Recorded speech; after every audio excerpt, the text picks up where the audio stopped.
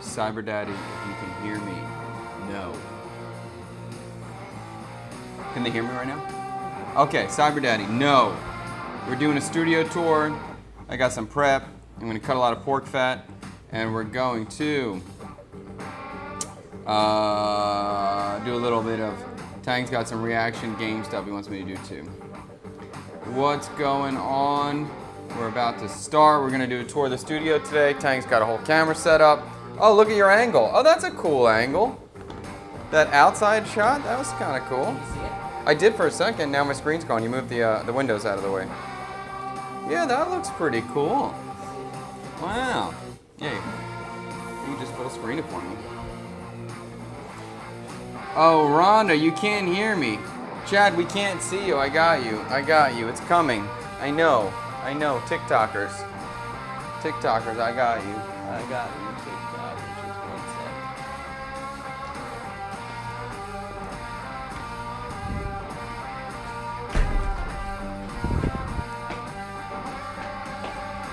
sec. People of TikTok, give us a second. We're going to do a studio tour today. So we have the camera set out on a tripod, and probably about a minute we're going to start. We're going to walk around and show you everything.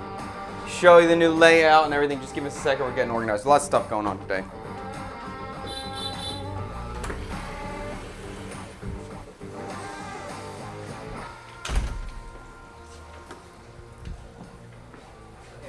I'm ready.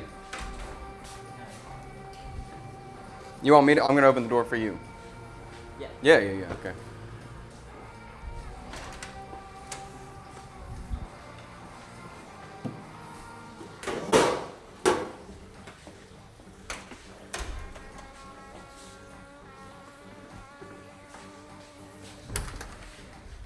Oh, welcome. Come on in.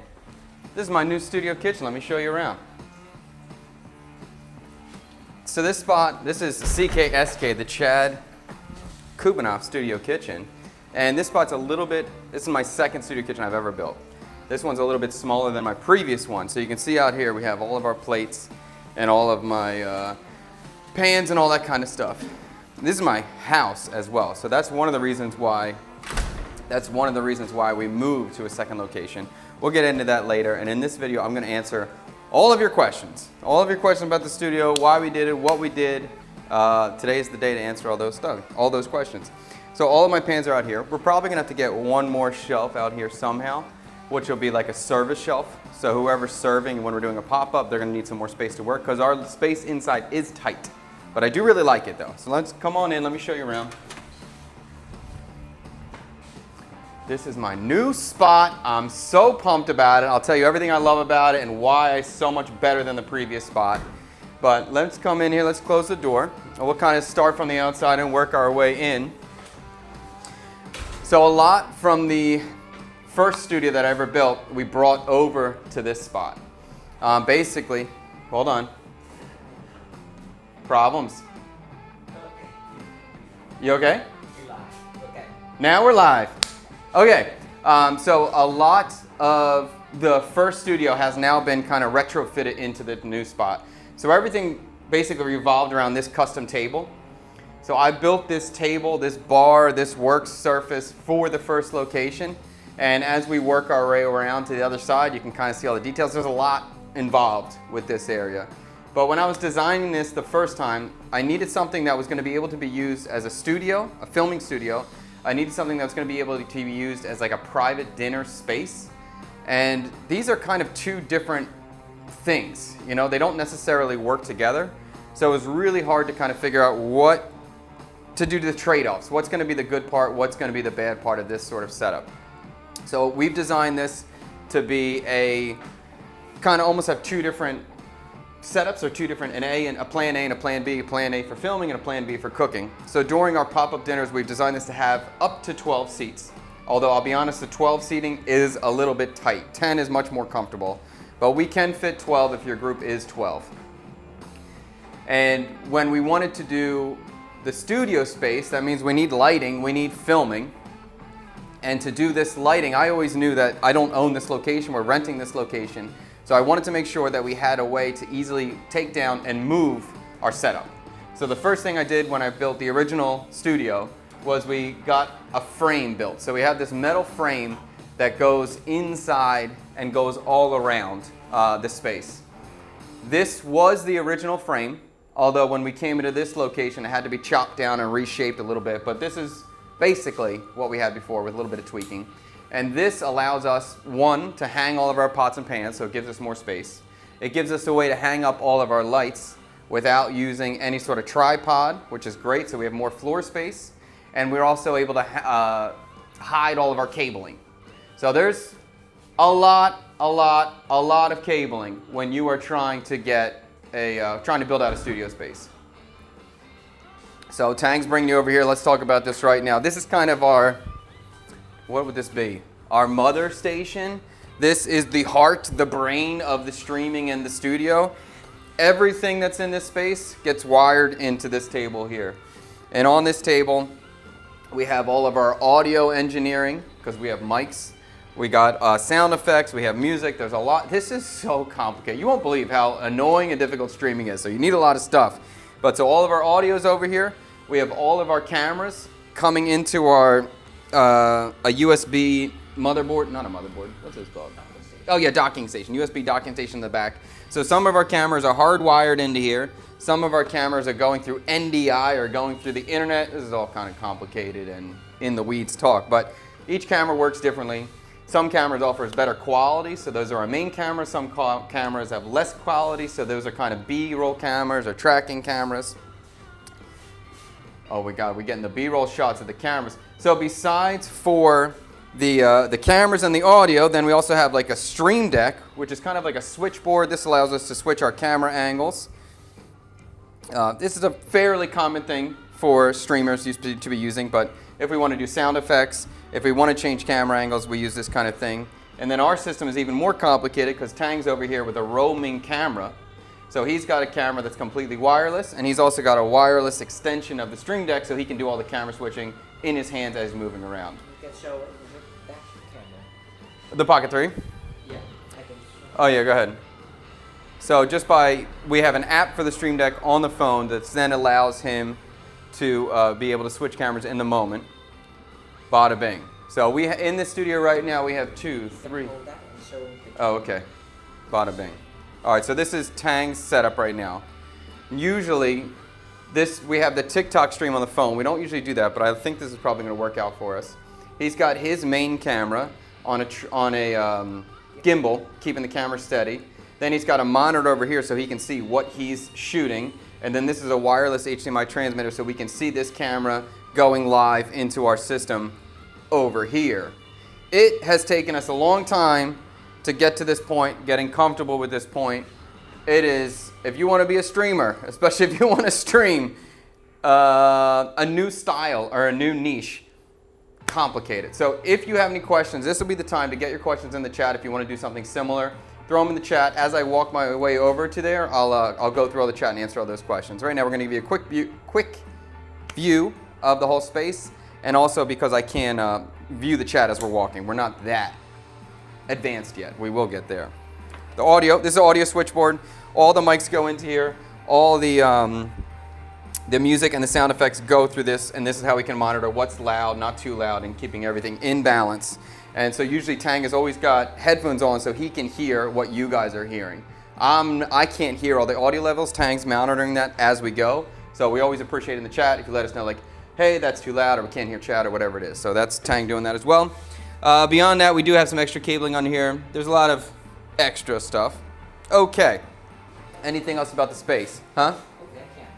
There's an overhead camera. So right now we have 1, 2, 3, 4, 5, 6.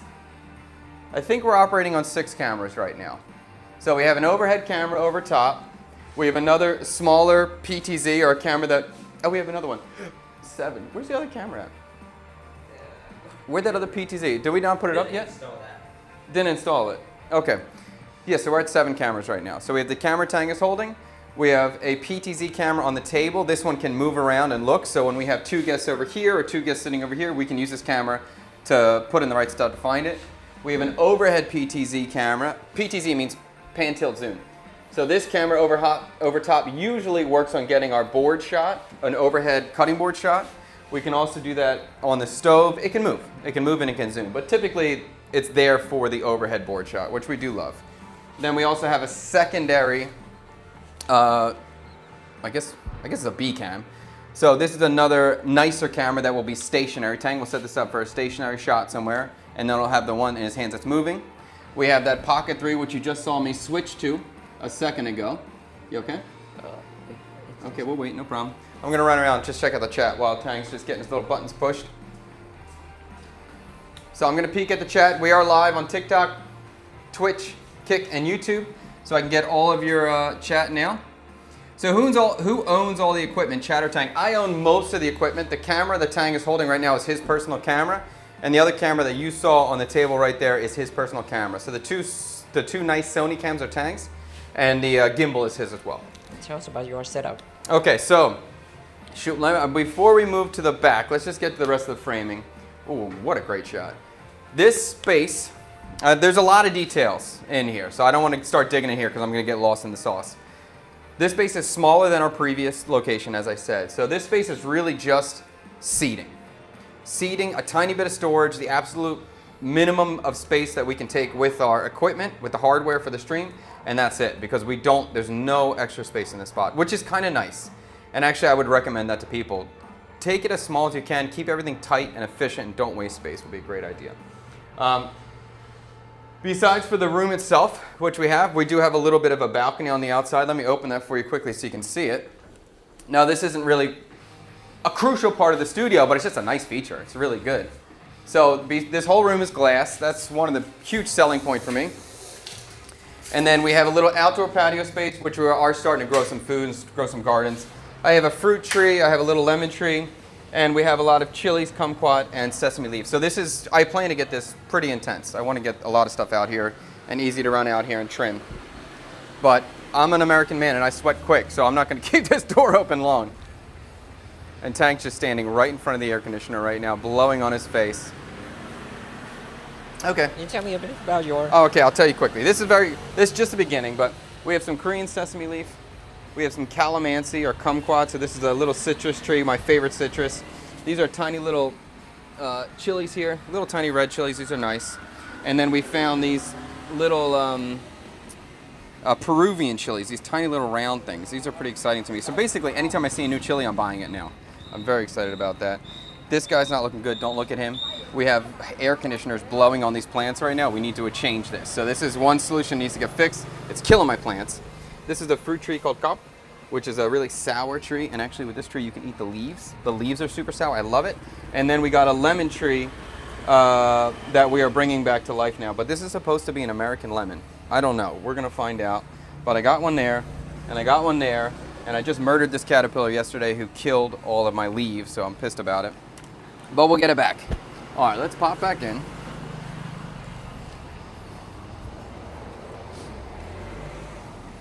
You dying? No. Are you struggling? If you need to put it down, just take a second to readjust. Okay. The TikTok camera's like, Yeah. switch it. Take a second. Get yourself organized, dude. There's no rush. Okay. You all right? Okay. Yeah. Okay. So just continuing on with all the big giant framing and all this stuff. We did eventually, I really tried, when you're trying to stream, when you're trying to shoot video, a big concern is sound. So you don't want to hear a lot of extra noise. When you're in a kitchen, your big concern is kind of removing hot air. It's nothing about sound. Kitchens are loud. So I was really holding off on getting a real hood. I had a very small home hood, and the hood just extracts the air. And eventually I realized that I did need to buy a real official commercial hood. That TikTok camera is messed up, bro. You need to fix that. Take a second. Are you in the Philippines? No. Are you in Asia? Yes. We're in Vietnam right now.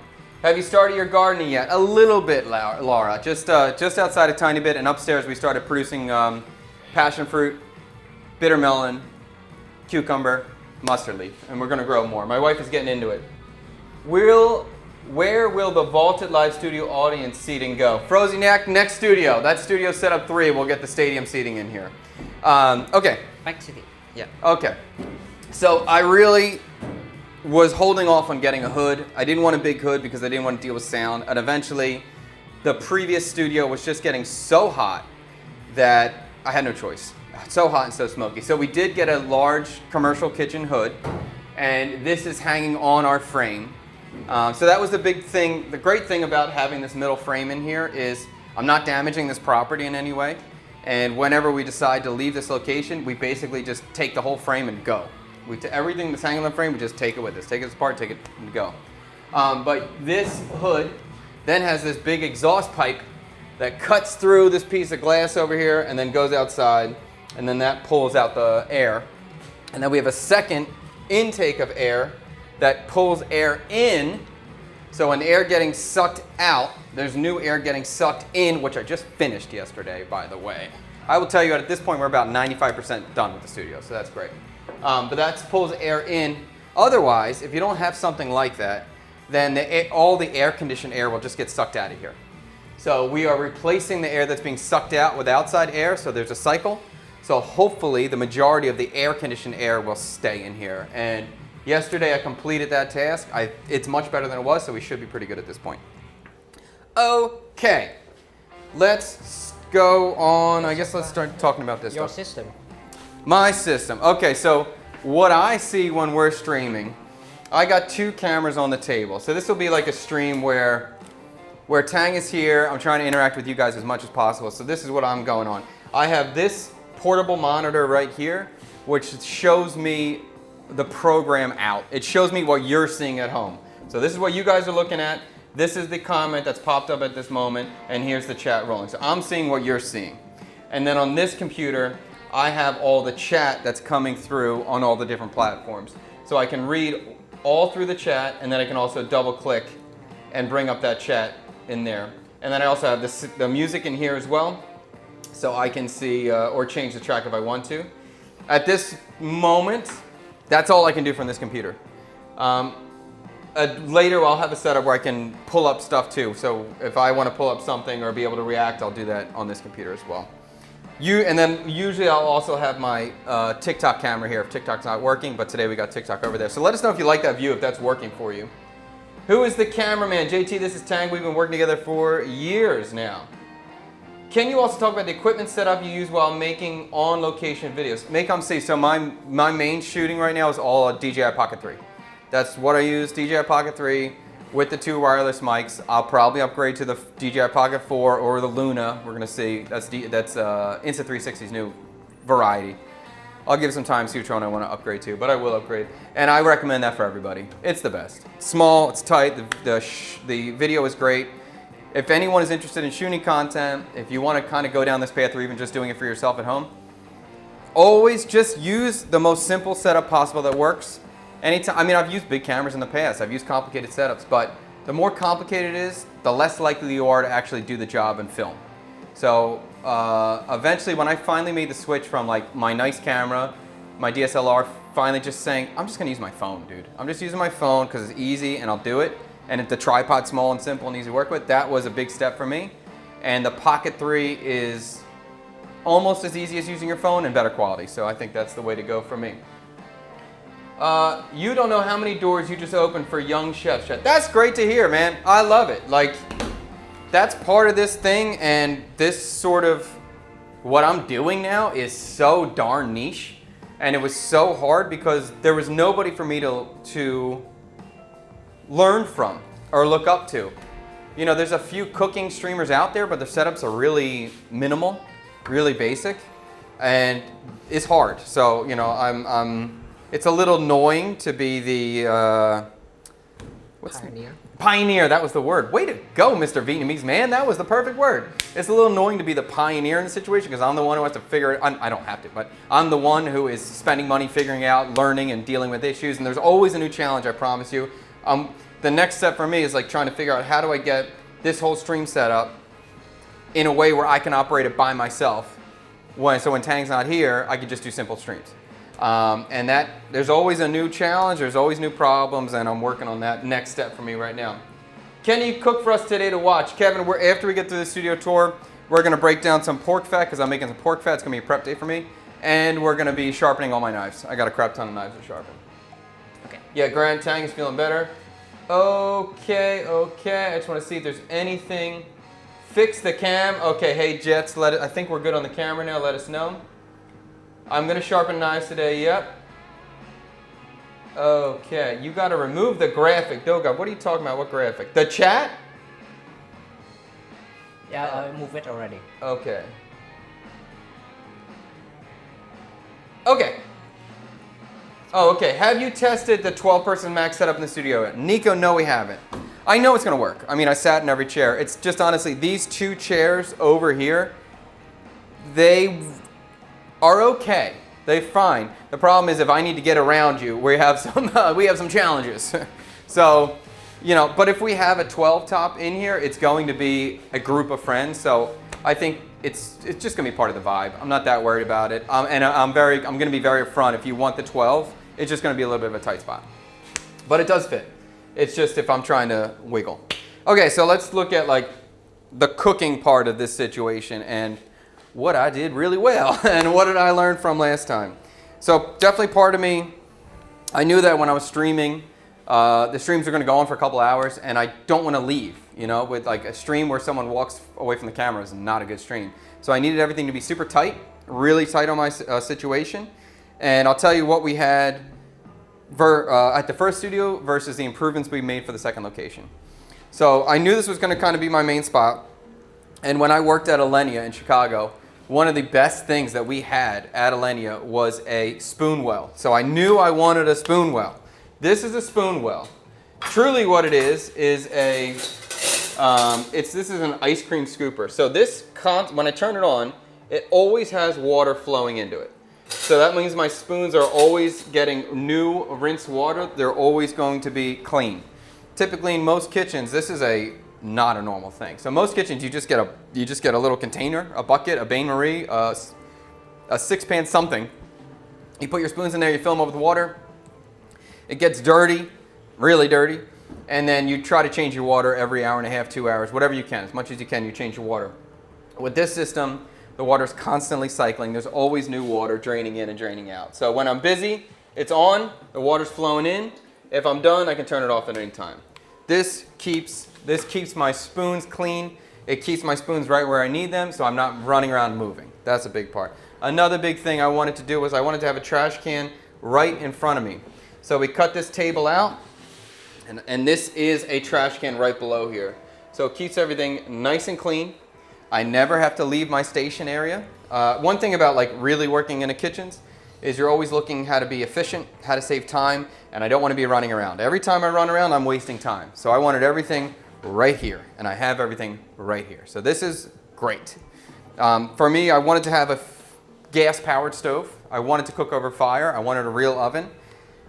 There's parts of me that regret that a little bit now, but I mean, I love cooking on fire. Like, cooking on fire is the best. So I do really love it, but having real fire comes with challenges I have to deal with, comes with extra heat. But I did buy a badass real gas stove with a badass real oven. So this part's great, and the gas stove is just a propane tank that hangs out under here. So under here is all cut out. And this is where my trash can is, and then I have a gas stove under there, and I have a backup gas stove. Can you get down lower now? Oh, let me get a light here. Yeah. Oh, I don't have a light. Yeah, it's fine. You're okay? Oh, okay. So yeah, so there's our trash can, our gas stove. Pretty simple out there. And you can see the plumbing for the water. Simple, but everything's tight. There's no wasted space at all. Pretty fantastic. At the original... Oh, I guess, so besides for this big ass stove, I also have a low boy refrigerator under here. So this is one of the refrigerators in the spot. And this is not a freezer, just a refrigerator. Nice and tight, clean, gives me another space to work from. This was kind of the OG layout. The only thing that was different is I didn't have this thing under here. And I did have a small hand sink under here just to wash my hands. That was my other idea. I wanted to be able to wash my hands right here and never have to leave. And that worked. It was okay. It was a little annoying to dip down every time I washed my hands. I couldn't see well. And I couldn't really do anything else with the sink. So, and also the sink got dirty all the time because I couldn't clean it well. It's just kind of tight. So, but it worked, and I was okay with that. Now, what happened when we moved into this location was because it was so much smaller. At the old studio, I used to have a big sink not far from me. But in this studio, the sink is far. Where I wash dishes, it's across the other side of the house. So I knew I needed to have a larger sink of some kind. I need to have a larger water source just in case, not even just in case, just for normal daily cooking. Like if I need to fill up a pot of water to boil, I need a source of water. So what I decided to do was cut a new hole in my table. And we have a hole cut in here, and we put the sink in here. I'm really glad that this studio was too small that it forced me to do this, because this is a major improvement for me. I love having a medium-sized sink in here. It's so nice. So I have a hand washing sink. This water outlet also can fill up pots when it goes over. That's such a nice little feature. This is filtered water, so this is drinkable water here. That's super great. The only thing I haven't finished yet in here is I have a hole in the table, and I'm going to put some sort of soap dispenser right in here. And then that'll be like the final thing to finish the sink off. I didn't do that yet. But this is huge. Really, really huge. It's great. Just to be able to do some washing of knives or washing of dishes, to drain pasta in here, necessary, major improvement. And it wouldn't have happened unless I was forced to do it, because I would have been just too sensitive about cutting this table. But I was very happy I did that. Underneath here, we're still trying to figure out this area. But I have all my dishwashing stuff. I try to keep all the sponges and scrubbies and all that stuff under here, unseen. I have my backup cutting boards if I'm doing raw proteins or stuff just hanging here. I put my deep fryer down here for now because I barely use it. I don't have a good spot for it yet. And then I have some small strainers. Anything that's a tiny handheld strainer is coming over here. So even in all my little nooks and crannies, there's a hook somewhere to hang something. So there's no space wasted. And honestly, it just feels good when you do that. And so I really would encourage you, do not get a big spot. Even if you have a big spot, shrink it down and force yourself to use it in a tiny area. And then it just feels good. Everything feels right. Everything's so close to you. What's up, young man? Close the door. So the only thing that's a problem, it is what it is anytime you have water, you have plumbing to deal with. And I don't want to be drilling into a floor that I don't own. So the plumbing comes out here, and we have this sort of piping that goes through here. And that's the, I guess, the biggest downside to this current situation. But I had the same situation at the old studio. There's really no way around it unless I'm going to chop up the floor, and I'm not going to do that. So this pipe comes out and then goes outside and drains outside. It's no big deal. But that also makes me, I have to be aware of what I'm putting down this drain. I can't put anything oily or dirty. This drain is really just for water. Sure, you can go. Okay. The sink is nice and deep. Absolutely. Okay. Bada bing, bada bing. Okay, yeah. And then beyond my other location, my first studio, I used to have this giant ass table behind me. It was as big as the front table, but this space is much smaller, so I couldn't use that. That is now in my basement. I'll give you a basement tour later when we build out that kitchen. That's gonna be a separate thing. So for this kitchen, I had to hang. Everything had to be started hanging, which is great because I already have the frame for it. So all kinds of pots and pans, all my pots and pans are hanging above me. The small ones are right on top of me. Bigger ones are either on the side here or on the other side of the wall. So, because I can bang my head. But everything is finding a spot, and we're still kind of finding all the nooks to put everything. I have all the strainers up here, but if it's a big item, it's getting hanged up. That's kind of the rule here. Or that's not the rule, that's a necessity. What manufacturer is the stove? I don't know. I bought it used, and is it from I think it's from Indonesia, BEH or something like that. It is used. The manufacturer mark is rubbed off right now, and it was just a good price. So I tested it before we bought it. I was very happy with the BTUs it was putting out. I like the design. Oh, and the thing that was that limited my choice. I didn't have much choice in the stove because most of the stoves you're going to find, they will have a backsplash. So Tang, give me a shot over here. Yes, this thing will be a couple inches high. It could be 6 inches high. It could be 12 inches high. What is that, like 30 centimeters? It could be that high. Most stoves will have some sort of chimney in the back, some sort of backsplash to help bring up the heat. I wanted this whole thing flat. I wanted the whole thing flat, which was not easy to find. And my choice was extremely limited, especially in a used market. So this is the only stove that really fit the bill, and it fits the bill. I like it. It's great. I'm very happy with it. So besides that, great, all that's in there. Then we have this little kind of rolling cart that was from the previous location that just fit perfectly in its new spot. I can't tell you the amount of joy I experienced when I found that the cart just fit perfectly. Oh my God. I can't, not perfectly. It had a handle on here before, but when I took the handle off, then it fit perfectly. And the handle then went over here and became a hanging system for my small tools. That's nice. I love finding new spots for old stuff and repurposing stuff. So when I had the handle, I was like, oh my God, this is gonna be so great. So on this stove, or on the rolling cart, I keep all my knives up here. This is temporary. There's too many, it's unorganized. I don't like it. I can't even say the D word, but we have to be cautious and careful because there's things going on. I probably will get a magnet on the back wall and then hang them up here. I think that's probably what's gonna be the best solution. And then I'll have this top row for use. But at the moment, all my knives are on the top. I have some tiny hand tools on the top. And then on the bottom two rows are all spices, herbs, flowers. Basically your spice shelf is on a rolling cart. That's how I did it there. And again, so you just saw all my small tools are gonna be hanging over here. That's kind of how that is. Then we have these big giant shelves, which are attached to the frame itself. So all of these big shelves are attached on the frame. Originally, I wanted to have, I saw these shelves as almost just like an advertisement shelf. It's almost, to me, it was like, I'm just a QVC host and all this stuff is just products to sell. And maybe we'll get there. But right now, we're just, it's just pretty. And we're putting some stuff up here. And every time I try to put more stuff up here, Tang takes it all off because he wants to shot nice and I want to store stuff. So we're always in a battle. We're always in a battle here. So there's some seasoning up here. There's really whatever's pretty. We have some wooden spoon chopsticks. I have some alcohol up here. If people come in, I got some cool shots to give them. Some plants. And then we have our CKSK neon sign, which was not a necessary purchase, but I'm so glad I bought it. I really like it. I think it's the best purchase. You think it's the best purchase? It gives it a good vibe, and it probably, I think it was $3 million. Do you remember what I paid for this? It was a chunk of money. It was about, but like nothing crazy. It was probably about $150, $180, something like that. But it's cool. I very much enjoy it, and we can control the intensity of it. But when it's fully bright, it's definitely too bright. So Michael across the road, sir, gave me a little control knob so we can take it down a little bit.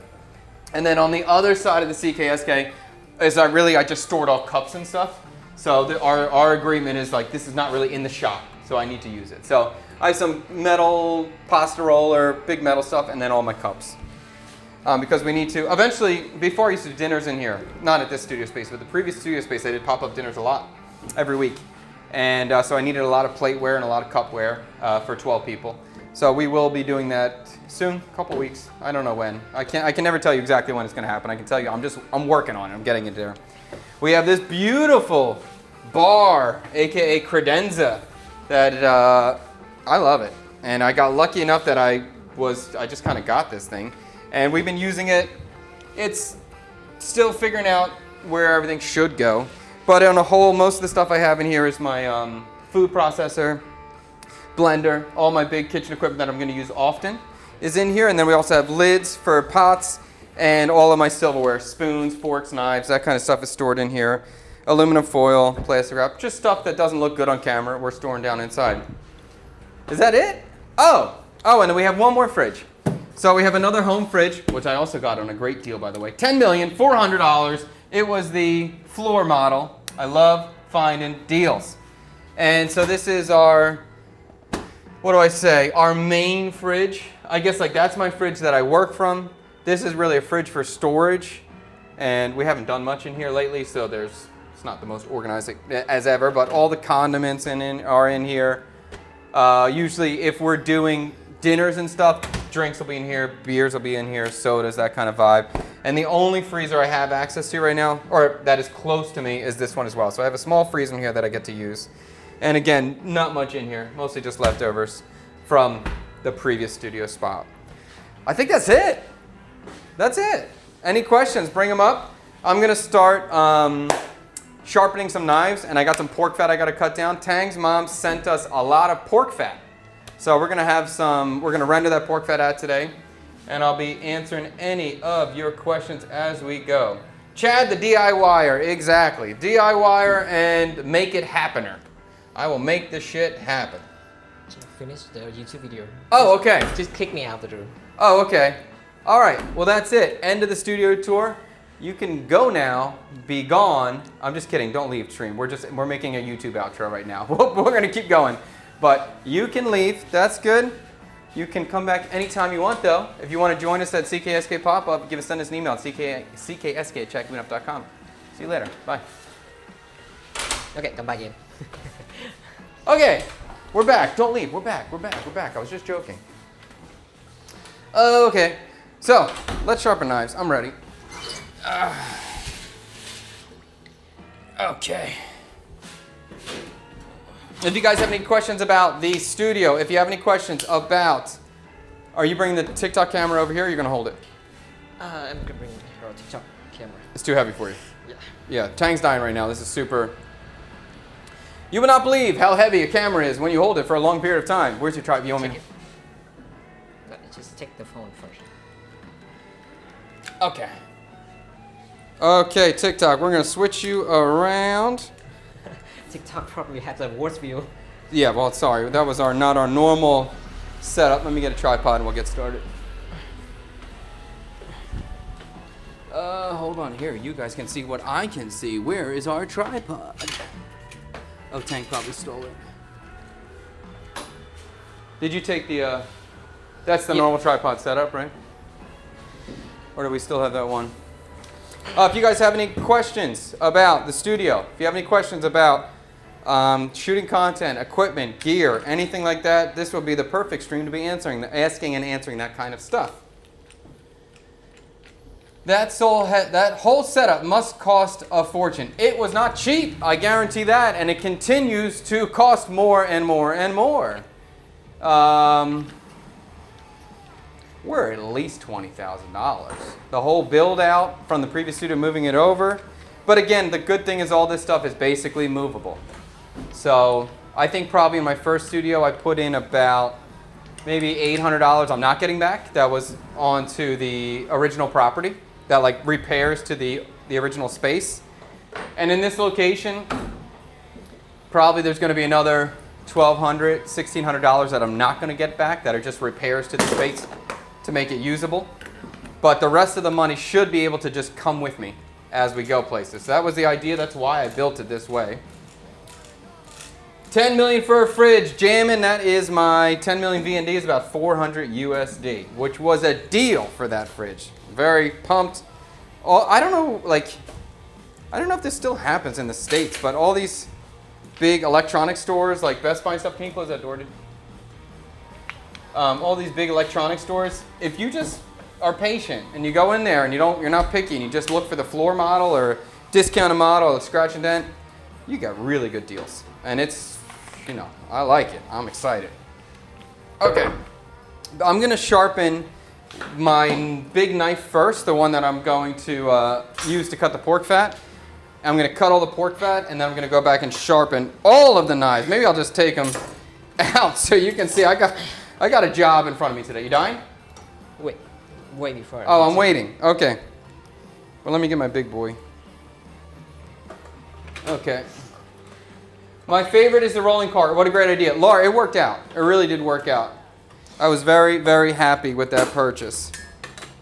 And also, actually, I got to give credit to Michael Cross, the Roadster, too, because this rolling cart sucked before. The wheels were terrible. It was a cheap thing off of Lazada. And Michael fixed the wheels for me and just made it tighter. And Cyber Daddy will tell you, this rolling cart was a pain in the ass and he used to curse all the time. YouTube angle is pretty bad. It will get better. Tang's doing some tweaking right there. Give us a second on that.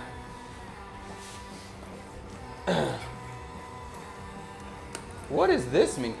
You're going to put some floodlights back there for jamming. Do you mean in the back? The only thing I have to finish in this studio, find a few spots, find exactly the locations. I'll give you over here at least. Okay. Uh-oh. We need to figure out where some of the stuff is going to go. And I also have all my old strip lights that are like the LED strips. And we're going to put them around and kind of add some accenting lighting around and underneath the bar as well, which I think will be pretty cool. I miss when I could just be excited watching you cook. Roland, I don't know what that means. You could still be excited. No one's stopping you from being excited. When are you going to remove or cover up the tape residue in the back wood panel wall? At some point. At some point. I don't know what I'm going to put there yet. Yeah, I don't know what I'm going to put there yet. Awesome Reynolds, how much on average would something like this cost you to do in Saigon? Well, I don't know. Like just to hang up the metal frame. Just to take the metal, I brought it over here. I didn't even bring it. To take the metal frame and trim it, cut some different sizes, and put it up in here was I think it was $8 million, $360. So there's 4 or 5 guys in here doing that day and taking that apart. To hang up the hood, to install the piping, and to put the motor up on the second floor. I believe that was $5 million. So that was about $240. And yeah, anything else? I mean, the plumbing for the sink I think was about $2.5 million, about $90. So it's not crazy. I mean, it's definitely less in the States, but it does add up. I mean, definitely it was probably $1,000 to just take what I had and get it back up in here. Tang, you need to get a monopod to attack the gimbal so it doesn't stress your arms. Geez, all you were rude. Okay. Okay. Have you gave up selling the sandwiches in front? P.S. Have you tried those round peppers you are growing? Usually they are fire. Yes, I did try them. They are good. Have I gave up selling? No. So the idea was, I need to get the studio space completely done and stop thinking about it. And yesterday I did a lot of work in here, and the physical of the studio space is basically done at this point. So I'm happy with that. The only thing I need to do now is to get the other, or like setup B or setup C, the equipment setup when I'm alone. I need to get that organized. So I just ordered a new cable. Hopefully that solves the problem I'm dealing with. If it doesn't, I have to address that. But once I get that problem solved, once I'm able to stream here by myself and I have it ready to go, then I'll start working on the basement and building that out and prepping and getting that. There's just going to be a secondary prep kitchen down there. So I need to get plumbing down there. I need to buy some stuff down there. And once I get that done, then we'll start selling food in the front. Do you have a morning routine before you vlog and record video every day? What time do you usually sleep and wake up? Do you meditate? Do you get your day going? I'm a person who likes no routine. I don't like routine. I like different every day. So routines are not, if I'm in a routine, I'm not doing well. That means I'm bored. So I don't like routines in any way. The only routine I guess I would say I have is I wake up, I make coffee, I go to the bathroom. That's my routine in the morning. That's the only consistent that I have. But there's some days I'm going to cook breakfast for the kids. Some days I'm cooking breakfast just for myself. Some days I'm going to the market to buy what I need. I prefer to be in the moment always, all the time, which is difficult. And a lot of people hate that and don't like working with me, which is perfectly fine. I understand. But for my personal mentality, I like in the moment, no routine ever. With that seating, you could do a Vietnamese teppanyaki. Absolutely. That's the amazing part about this setup that I have right now. It's so intimate. When we're doing a dinner in here, you're right here. I'm right here. There is such a connection. There's no even like most open kitchens that you see, there's always some sort of layered bar, either where you're sitting below the kitchen or the kitchen's kind of sunk in. So, and that's always a good idea too, just in case somebody spills a drink, this food doesn't go on the floor. But we're all on the same table right here. When you're with me, when you're eating with me, when I'm cooking for you, we're all level. So there's no hiding. It's super tight, super intimate. It's fun. I think it's pretty amazing. Okay. Tang gonna freak out when he sees that the text is still on the screen. It's funny how some people are all into the chat on screen and some people hate the chat on screen. These live feeds make me miss Vietnam. I get it. When I wasn't in Vietnam, I used to just watch anything, anybody was doing any content about Vietnam, that's what I would watch, and then I would just get sad and I would cry. I missed it. Okay. Chef's Midnight Diner. And that's the great thing too. Like I want to get the whole thing set up so I can stream by myself, I can turn everything on by myself and not have to have two people managing it. So like maybe I do want to do something in the middle of the night. Maybe it's 10 p.m. and I've been drinking a little bit and I'm hungry and I want to make something. I want to go live. Why not? I think it'll be fun. Do you prefer carbon steel or stainless steel knives? I like to have a mixture of both. I guess overall I prefer carbon steel, but I wouldn't want to only have carbon steel because sometimes if you're just cutting a lot of onions or citrus fruits, carbon steel is not fun. Best wishes for you. Thank you, Win. Or thank you, Hank. Are you planning on hiring full-time staff for the pop-ups and or outside events? No. My goal is always hire as little people as possible. When you start having to hire staff, things get a lot less fun really quickly. I like to keep everything I'm doing as small as possible, as little as possible. During the pop-ups, my wife is probably going to be the server. If Tree was able to handle it, he would be the dishwasher. I doubt he can handle it. So we had a cleaning lady come through the house once or twice, and she's very nice, and she gets her job done. So we may just hire her to do the dishes.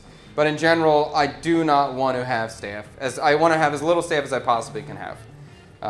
In America, at a restaurant, I had a team, and staff equals drama, and that's just kind of the reality of it. Do you watch Top Chef, Brienne? I did a lot. I was a super fan. I probably haven't seen the last 4 or 5 seasons. I wouldn't say I watch it much anymore. I enjoy the show, though. I do think it's a great show, good format. What's up, CKS Day, to Baby Panda in the house? What's up, Baby Panda? My wife was just saying she keeps seeing Baby Panda all over YouTube more and more, so happy to see you around, man. More staff, more drama. Yep. All right, let's start sharpening. So I have a crap ton. Some of these are home knives. Some of these are my, chef knives or restaurant knives. But this is the kind of thing, like when you're going to sharpen, you might as well just do them all. You already got everything out. We'll go through and we'll look at what needs to get touched up, what needs to get, some stuff might need to spend a lot of time on the stones. Some stuff might just need a minute or two. And some might be all right because maybe I haven't used them in a while. Like that's a brand new knife. I didn't even use that, so I'm not sharpening that thing. I'll bring it out. That is it for now. Oh, I should probably sharpen my little paring knife too. Uh-oh. I have a little bird's beak paring knife somewhere. I don't know where it is. Oh, and of course, my favorite one. All right, so I'm gonna anytime we're cutting pork fat, I have a lot of pork fat right now. I think the bigger the knife, the better. So I'm gonna start with my big boy and my old FD here. We'll start with that so I can cut all my pork because the pork fat's gonna take some while to render. We'll do that first, and then we'll go back and get the rest of these cleaned and sharpened. I watched the video where you ate dinner with Fred and his family. I was laughing at the little boy's face when you caught him watch your old video. That was so funny. When we had a dinner with Freddie a couple days ago, I guess, and there was a kid across from me. Did you see that? There was a kid sitting across from me watching my YouTube video on his phone during dinner. It was hilarious. Hilarious. It cracked me up. I hope that kid watches that video and he gets to see himself. I'm sure he'll be so happy. More staff means more salaries you got to pay. 100%. I didn't even think about that. I thought about it, but I didn't mention that part. Yes. More staff is less money you're going to make.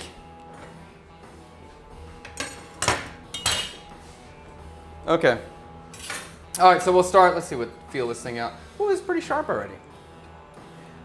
So anytime you're doing this, if you haven't sharpened knives before, you could use a few more cleavers. Yes, for sure. Be careful when getting banned on TikTok by showing knives. That's a true statement, and if we do, we do. I don't know what to say. I'm a professional doing a professional task. I'm a trained, experienced person, and I'm doing something that is part of my craft. So if TikTok wants to ban now, I can't stop them from doing that. So you're just still defending the chef who beats his employees. How do I phrase this? I'm defending all chefs. And I don't like the way you're phrasing of beat his employees. So I can't defend anyone who beats employees, but I defend all chefs who work in high pressure environments who have outbursts. I guess I can phrase it that way. But I will get into that too, not this video. That's a bigger video. Chef, the chat on the screen is hard to see on a phone because you can't read it by TV's different story. I can understand that. I wish we could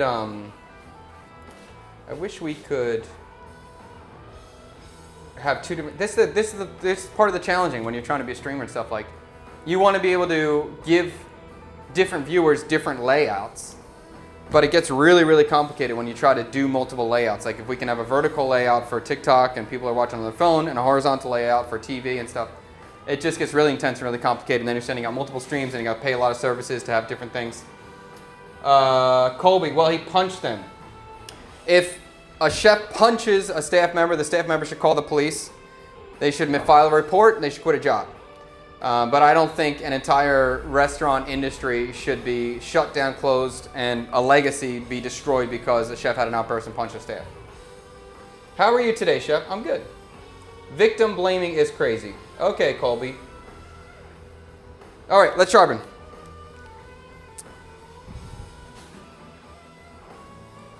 I don't know. Colby, I don't want to get sucked into it, though. I'm ready. On another stream, I'll totally go all deep into this thought process with you, but it's too big right now to get into. All right, so when I have all these different stones, right? Every stone's got a different grit to it, and by grit, I just mean smoothness. Some are rougher than others, so depending on how dull your knife is, you're going to use a rougher stone, and eventually you work your way up to a smoother stone to get the edge you want. And so this the knife I have right now is pretty darn sharp, actually. I'm surprised the blade held for that long. It's not really big. You just have a bad opinion. Colby, you are wrong. It is really big. It's a huge thing. It's the entire industry. It's not just Chef Renee. It's the industry. It's the entire thing. It's not one person. Every single chef has done the exact same thing. Maybe not physical, but they have yelled and tormented their staff. All of them, through the last 500 years. So it's not one person, it's the industry. And if you don't like him, then you have to have the same opinion for every chef and every restaurant. And you have to be fighting to close all of them and to have this whole thing. Put a vote out who likes to chat on screen. All right, now we're in this chat. Here we go. Gross, doesn't make it okay. Time for a change. Okay, good luck. Go change the entire restaurant industry. How do you do that? How do you change the entire restaurant industry? Like in a real way, not just like, that doesn't sound good, we need to change it. No, really, how are you gonna do it? Give me the stage plan of how you're changing the industry, of how you're gonna make it not stressful for someone who's been working their entire life, who put all of their money into it, who's completely ran out of money, who's been working every day, literally every day, 7 days a week, 16 hours a day for the last 10 years at this location. And so they have built up stress, they have so much financially at the table, they have no money left. How do you change that? After that, change the army, how they change their newcomer. Huh? After that, change the army. After that, change the army. Yeah. Yes, it's exactly the same energy. How do you change you can't, this is like, that's the problem. It can't, you can't change it. If you want to change it, you can try to open your own business. You could try to be be the change you want to see. Open a restaurant, try to operate a restaurant, and be a really nice guy and not yell at your staff even though you're losing money every day and your heart is breaking and your soul is being crushed because your life is being tormented. Like, you have no idea what it's like. Okay. It's just how it is. Grow some thick skin. Yes. No amount of stress means you can... I have a question, Colby. How old are you? Have you ever owned a business? And I would love to know that. That would be great. And I can't trust your answer regardless. But it's very easy to say these things until you're the one in the situation. Okay, Colby, we're moving on. But thank you. I love it. Actually, I really do love this conversation. I want to talk about it. But this is not the day I wanted to talk about it. But I do really want to make a whole video on it. 28 and yeah and no. I never punch an employee. Really? What restaurant did you own? Let's see it. Okay. What stone am I going to use? So, the knife is already sharp, pretty sharp. And I'm trying to figure out what stone I'm going to choose. My stones kind of go in order. This little green one is the roughest one.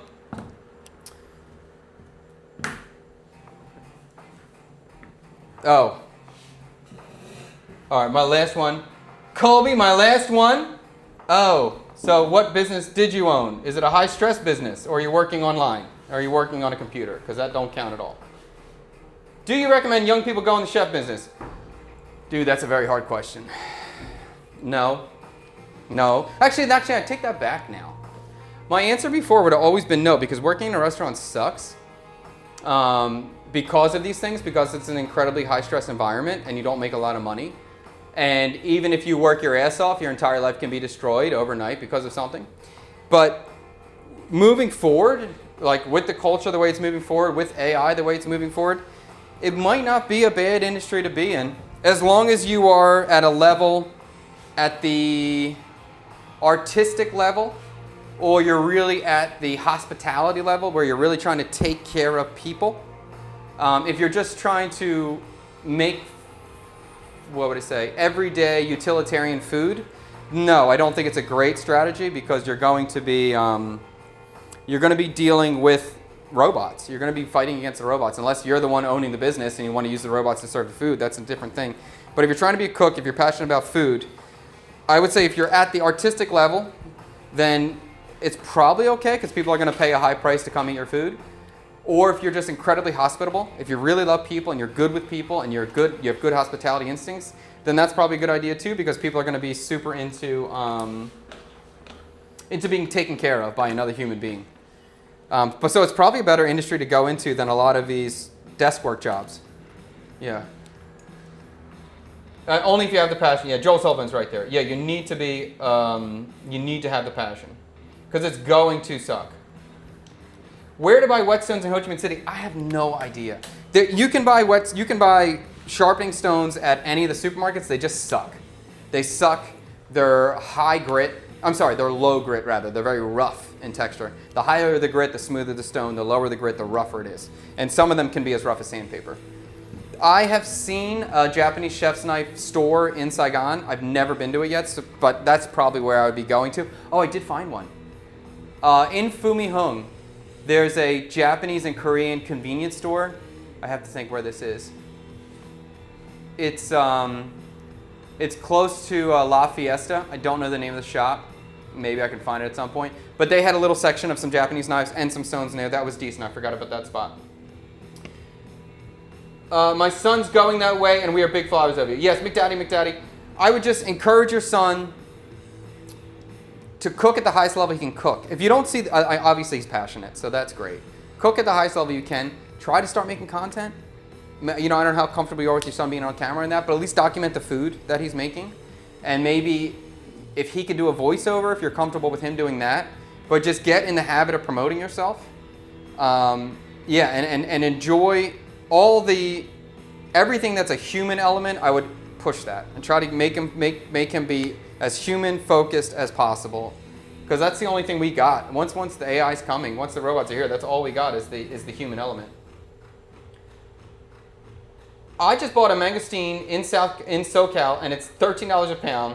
Although the shell is hard and the inside is white, but brown and mushy in the center. Is it rotten? Yes, it is, Cindy Tran. Yes, it is. That's super unfortunate.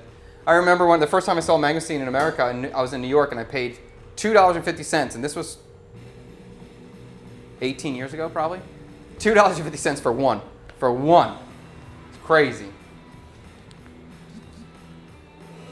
Slave Rider is back again. Huh? Sleigh Rider? Oh, nice. Okay. All right.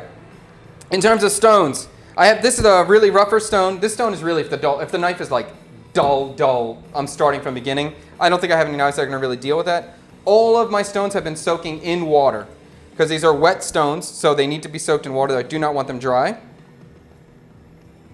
And unfortunately, all my these are older stones too. I've had these for many years. So all my grits are even rubbed off on them. I know the order that they go. I believe this is 10,000. Yeah, this one I can still see. This is a 10,000 grit stone. This one's super smooth. It's crazy smooth. This one's 8,000. I remember that. I think this one's 6, and I believe this one's 3.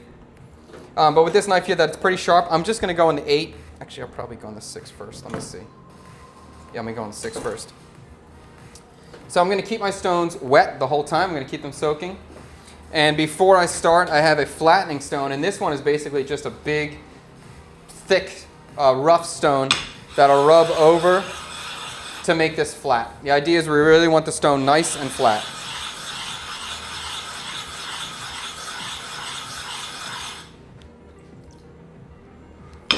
So we can see as I'm spinning this, the edge is muddy, the top is muddy. The middle is not muddy at all. So that means there's a concave in the middle. There's a dent in the middle. And I know this thing is flat. And it's not touching the middle, so that means the stone is not flat. So I'm going to continue to grind it in circular motions until I see the mud being touched everywhere.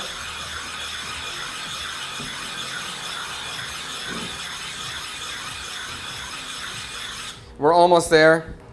A little bit more.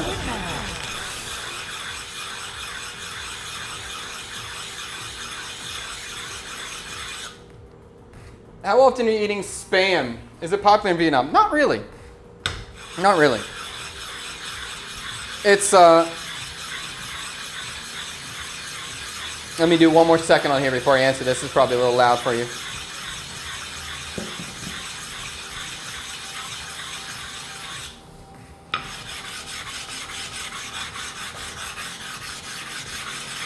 And again, I just want to make sure I take the time to get this nice and flat. And there's still a naked spot right in the center.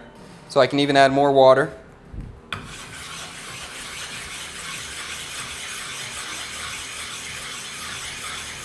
Okay, now once this is flat, everything's nice and muddy, I'm just going to rub the corners at an angle to smooth out the corners so the knife doesn't get caught on the edge. All sides. It's kind of crazy. This whole time you're taking off, you're literally grinding the stone away. So your stone will get smaller over time, although I've had these stones for years and they still got quite a bit of life left in them. Even this knife, I've had this stone as long as I've had that long knife that you always see me using all the time. But still there, although I lost a corner, but it's still there. So I've had that stone for probably 18 years. It's pretty crazy. But it's crazy also is that some of these stones are super expensive. You would not expect you're going to be buying a $300 knife and then the stone you're going to be buying is $100 or something. It's crazy. But that's the reality. I saw $7 to $8 for a can of Spam last year in the US. That's a crap ton of money. The Spam here is never used on the street. I can't think of one dish on the street or in the cuisine that uses Spam at all. You can find it at the import stores. It's usually Koreans buying it. You can also find like canned ham at the local stores, but I don't really see people buy that. Do you know what Spam is? Yes. Have you tried that? It's expensive. How about the local brand? There's like a local can. It's not Spam, but it's canned ham. Have you ever seen that? Yeah. People doesn't eat that much. Yeah, I don't think people eat it here. Yeah. I pay $75. Mangosteen is an expensive fruit, but that's a crap ton of money. First time learning about flattening a stone. It's a good day. Nice, dude. Mangosteen even expensive here. Yeah, mangosteen's expensive here. Probably $8 a kilo, 200? Yeah. Around there. Yeah, $8 a kilo. One thing AI is bad at is passion, and always know the word that comes before it and reacts to it exactly. I agree with that. I've noticed your videos sometimes have different titles for different markets. I wouldn't say it's for different markets, but we are able to, if you're a decent sized YouTuber, not even decent, like if you're, why? Even if you're a YouTuber, like I think probably 1,000 followers, you get the ability to do A/B testing. So I can have a thumbnail with 3 different titles. I don't control who sees those titles. YouTube will just start sending out these different titles to see what works best in terms of click rate. So we are always, every video we post, we have 3 thumbnails, 3 titles. And we're just trying to figure out the YouTube game. What works? What are people clicking on? Because that matters so much if you're trying to do this as a job. Just looks like clay. Yes, it does. Someday the stone will become a needle. Yes. As a sharpener, it's helpful to draw lines on the stone in pencil. It will show you where flattening is needed even more clearly. Yes, that could make sense for sure. Cold cuts are Vietnamese Spam, kind of. I may have missed the episode, but are you planning to do other countries or only Vietnam for now? Do you know Sunnyside? You thought and collab. Love Sunnyside, major fan, love them. My thought focus is, I wouldn't even say my thought and focus is like Vietnam. My thought and focus is just my home, and my home is in Vietnam. So I don't really have the desire to be a travel vlogger. That's not really something that piques me. I don't really want to travel. I think most people are unaware of how much work it is and how much you're traveling, how much that sucks, how many shitty hotels you're staying in, and that you have to wake up at 3 a.m. every day to get ready for the shoot at 5 a.m. Like that's not fun in any way. My focus now is the studio and serving food on the street. That's what I'm most, and the streaming, studio, serving food on the street. Travel content, it'll happen sometimes, but it's not like at the forefront of my brain. And it would really be because I want to go to that place. That would be the whole thing. Sometimes you see all the titles and you click on all of them to mess with the algorithm. Spam is not for me. Smells too much like canned dog food. Don't judge me, please. It's a sensory thing. I understand. The Spam, it's okay. It doesn't do much for me. All right, when I'm doing this, I have the stone vertical to me. Regardless of how big your knife is, it doesn't really matter. So like you would think like, oh, he's got a big knife, he might need a big stone. No, I can do it on this little stone. You just do a little bit at a time. And at this point, this is really just a feeling game for me because I'm using my 2 fingers on the edge of the blade and I'm pushing down and I'm trying to find the angle where the edge is at with my right hand. And once I've found that angle, then I can sharpen at that point. I think most people tell you will tell you that it's like the height of 2 dimes underneath the blade is the angle that you should be at. And that's probably a good starting point. But at this point, I'm feeling it because all my blades are sharpened at different edges too. So it's hard to convey this over stream without you sitting next to me and we both have our hands on the same blade touching it. Have you ever had a Gordon Ramsay moment when working as a chef to your subordinate in the kitchen? I wasn't really much of a screamer, so no.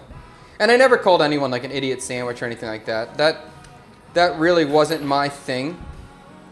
It would just, if I was really at the end of it, I probably would just say, just get the hell out of here, I'll do it. Probably something like that. Just let me effing do it. Usually I don't really, I'm trying to think, I don't think I really freaked out at anybody. I usually get quiet. And that's a big, you see me get quiet, don't fucking talk to me. Don't talk to me. I'm pissed off. Or usually I give people a lot of chances, and then when I'm done with you, I'm done with you. Just get out of here, just leave, be gone, it's done. So no, that wasn't my style. I've worked with people like that. I've been on the other side of that, but I never found that to be extraordinarily helpful. When are we cooking New York Rat? It's gonna be a while. Are you gonna stream selling the food in front of the house? That'd be cool. Definitely. Not consistently, not every day, but absolutely we gotta show it off. I watched thousands of videos how to sharpen a knife. This is the first time I saw you to condition your stone first before sharpening. Great time. Really? Nobody did that? That's crazy. Okay, so when I'm doing this, my fingers are on the blade. I found my edge. Every knife has a different edge. It's ground a different way. Sometimes Japanese are, some Western knives, German knives are going to be at an angle 50-50. It's going to be like the same angle on both sides. Some Japanese knives are going to be sharpened completely flat on one side and like 90 degrees on the other side. Every knife's a little different. That's why it's hard to really just say. Jammin' saying 75 degrees. I guess so. It's hard for me to imagine that. Okay. But I have my fingers on the edge. I found my edge.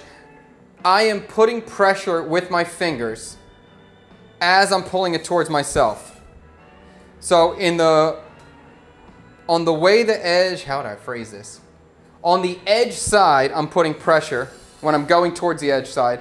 When I'm going away from the edge side, I'm not putting pressure. So pressure, no pressure. Pressure, no pressure. Pressure, no pressure. And then once you get the hang of it, you can go kind of faster. But my fingers are like applying pressure on the way down and letting go pressure on the way up. When my stone gets dry, I'm adding water. Water, you need to keep everything nice and wet. And as I'm sliding it, I'm slowly pushing my blade forward. So you can see I started at the tip, right? But then at that point, I was at this point, my tip was all the way over here. So I'm slowly like moving my blade up as I'm going up and down at the same time. My stone is moving a little bit right now. I'm not loving that. Actually, can I use this other thing? Maybe this will help me. Let's try this, see if this works better. You definitely want to have a stable base. Let's see if that works better. Okay.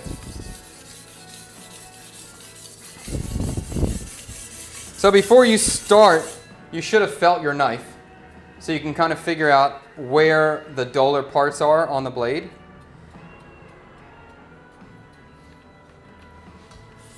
And then you can, where the duller parts are, you can spend some more time on there. And then you can also confirm to yourself, hey, did I just make it more dull? Did I have it was it sharper before, and then when I just did that, it made it more dull? And sometimes that happens, especially in the beginning, and that's perfectly great. Then you get to learn how to do it, and you learn that you did it wrong, and that's okay.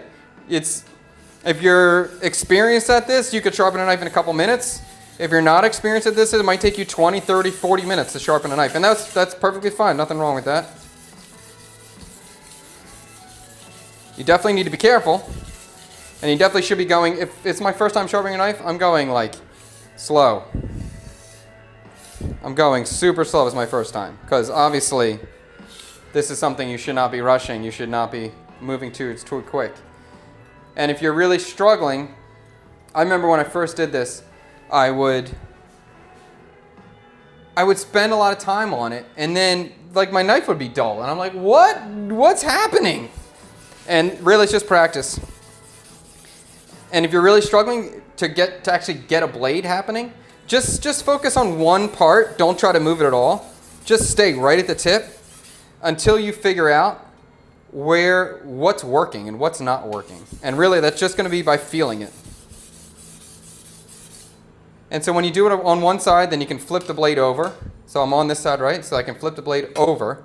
And now I'm just going to do the exact opposite. I'm going to put pressure on the knife as I go up and no pressure on the way back.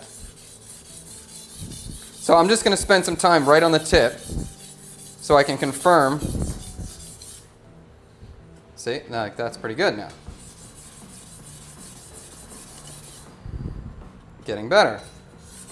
There's no race. You could take as long as you need to take on this. And the longer you take, the more you're going to understand it. The more you're going to, how should I say? The more, hey, yo, pause. What's that mean? Okay. Clue. Am I paused? Can you see me or what? There are also stones that are splash and go, that you don't need to soak. Just need to splash a little water so the blade glides, like the sharpened ceramic pro line. I bought those a while in Japan. Never saw it. I've seen the diamond stones, maybe that just need to splash of water. I've used oil stones before too. I prefer water over oil because the oil is just messy. I don't like touching all the oil, even though it works, but it's just messy. And I've seen, what are these guys now? Tank, can you get a plug for this phone? I've seen these like automatic sharpener things, like the wheel sharpening thing. They try to collab. Maybe that works. Probably decent for newbies, and especially if you're uncomfortable with it. I do like having the skill set of being able to sharpen a knife, though. I think if you're a cook, if you're a real cook, if this is your profession, you should be able to sharpen a knife on a stone. I don't want to be using some guide. I just want to have the practice of doing it. So I'm going back and forth.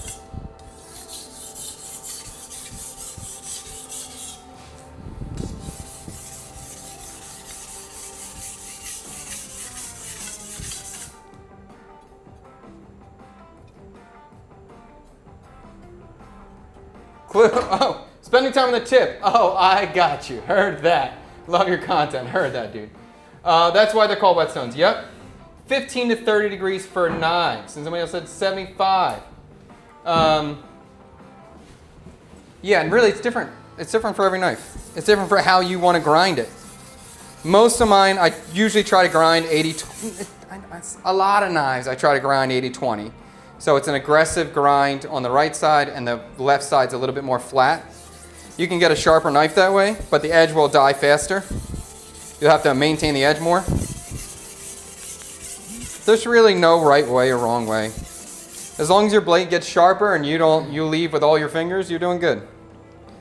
And I would just really encourage you, don't get frustrated or flustered if it's taking you a long time, or if you sometimes I would spend a lot of time on a knife, and then I can actually feel it improving. Like I'm like, okay, I'm doing it.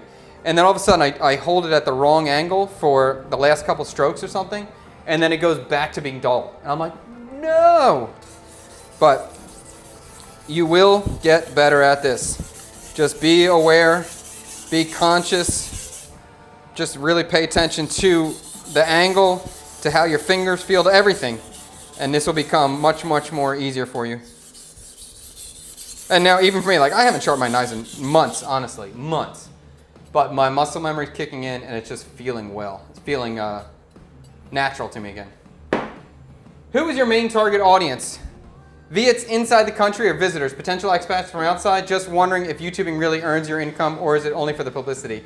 My potential audience is Americans and travelers, or my desired target audience is American and travelers.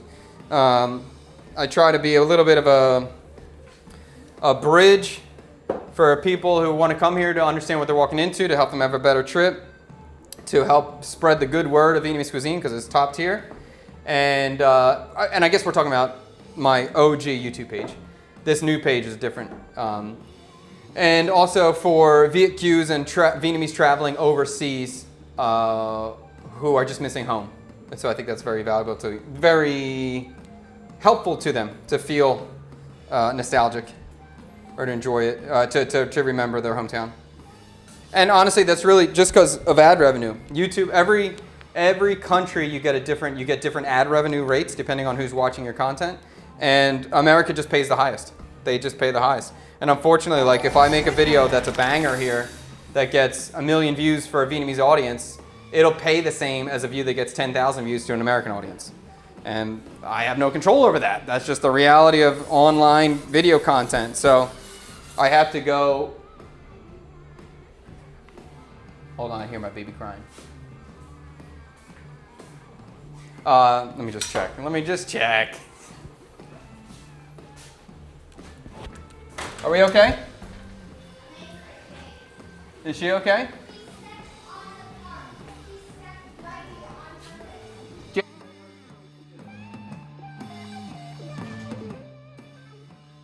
No problem.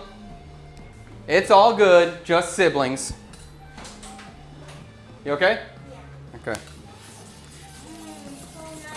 So nice in here? If money is not a problem, what knife would you choose? If the money was equal on both, If money wasn't a problem, what life would I choose? what knife? What knife would I choose? Oh, that's a good question. I mean, I love this knife. It's not.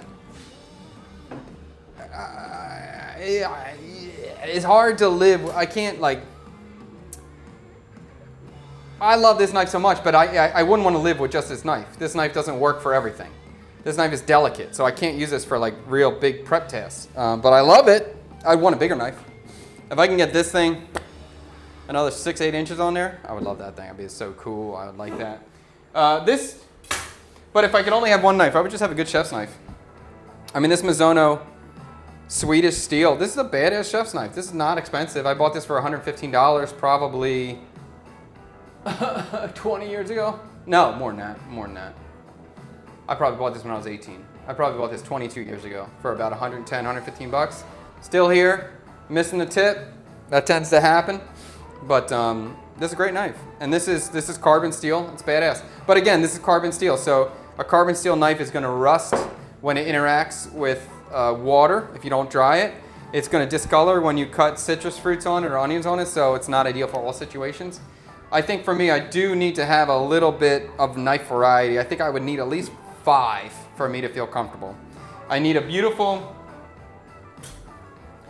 a slicer of some kind. I need a beater of some kind of chef's knife that I can hack if I need to cut a pumpkin or something. I need to have a flexible petty knife. So I need something short. I need something that has a little bit of flex on it because I can use this for boning. I can use this for filleting a fish. I can use this for any task that's nimble. I need to get around stuff. So I need some sort of flexible knife. That. I need a bread knife. I need a serrated bread knife. And the serrated bread knife, the bigger the better. Big bread knife. This is a Wusthof. This is a great one. I love it. I've had it for a long time. I use it. It's great. And I would like a little bird's beak paring knife, which I can't find right now. Basically, the ones that are little tiny knife that's curved. I want a little bird's beak. So I think if I have 5 knives, that's kind of my base. I'm cool. I got those 5. I'm good to go. Not cleaver? Not a cleaver. No, this would be the cleaver. And I'm not going to hack bones. I don't hack bones. That's not something we do in the West. And if I need it, I mean, yeah, that's not the style I particularly like. I'd rather bone out something. Are you grinding the end or just honing the teeth? I'm grinding the end. I will hone it at the end when I'm done. After we sharpen, we're grinding, then we will hone. And that's always when you see those guys with the knives and they're like, whoa, back and forth. That's the honing. I do have a honing rod. And I think most people think they're sharpening at that point, but they are just straightening the teeth at that point. Can you tell me the simplest way to make pho? Yes, I can. Put beef and beef bones in a pot and then boil them. And then boil them for 5 minutes. Dump out all the water. Wash the bones. Put it all back in the pot. Boil it for 8-9 hours. Maybe a low boil, not a boil. And then that's really it. Put it in a bowl with an onion, some ginger, and then put some noodles in there. Like northern style Vietnamese pho is basically beef water. There's almost nothing in it. Southern pho has some more spices inside, but really in northern pho, you're basically eating beef broth with a lot of green onion. It's a very simple dish. It's super, super simple. Oh, so now I feel this. Whoa, we're getting sharp there. We're getting sharp. So this is the kind of thing, like I'm feeling the length of the blade, and I can feel when I go this way, the blade is sharper. When I go this way, the blade is less sharp. So I'm going to grind on this side, the side that has the less sharp. Yeah. So I'm gonna spend a little more time on this side, a little more water, making sure it always stays wet.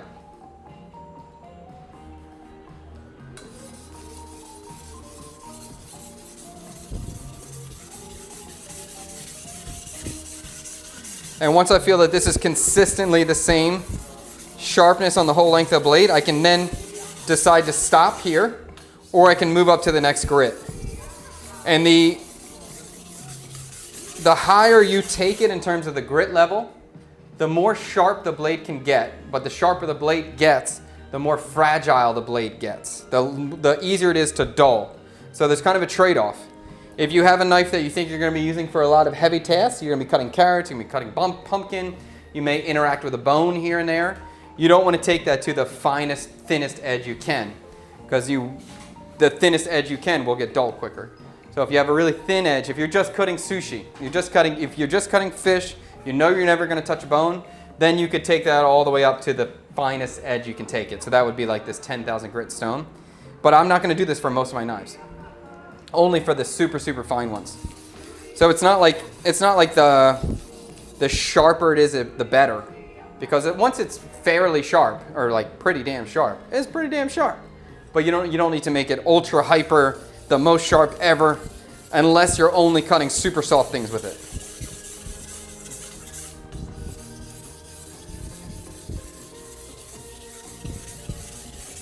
And this can get quite mesmerizing when you do it for a while.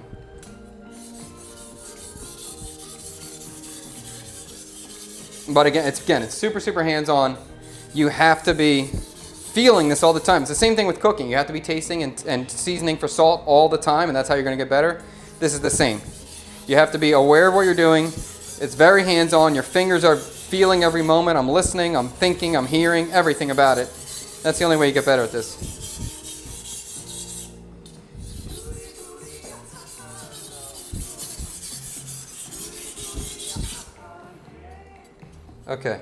Okay, that seemed pretty good to me. I'm not going to take this anymore because, actually, maybe I'll take it one more. Let's go up one more. You're going to sharpen every knife? I'm going to sharpen every knife, but I'm just going to sharpen this one first and then cut the pork fat. Because I don't need to sharpen every knife on stream. I got so many back there. So the same thing, I'm going to get this nice and flat.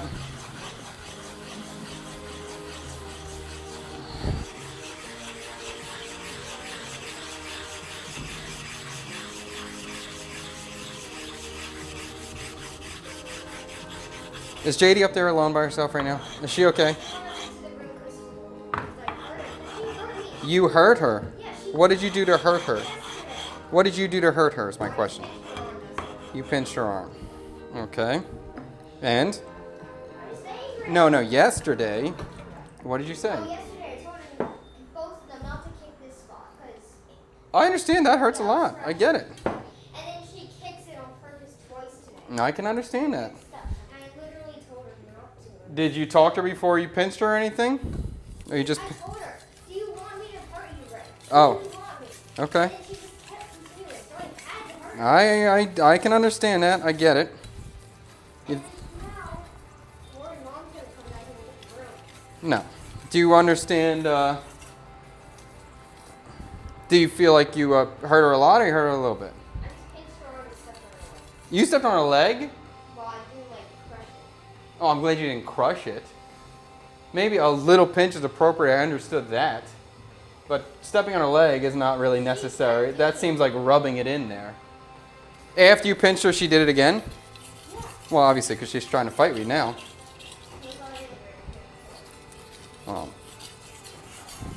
I can sympathize with the pinching. I can understand that, but I don't know. Stepping on her doesn't really make me feel super great about this.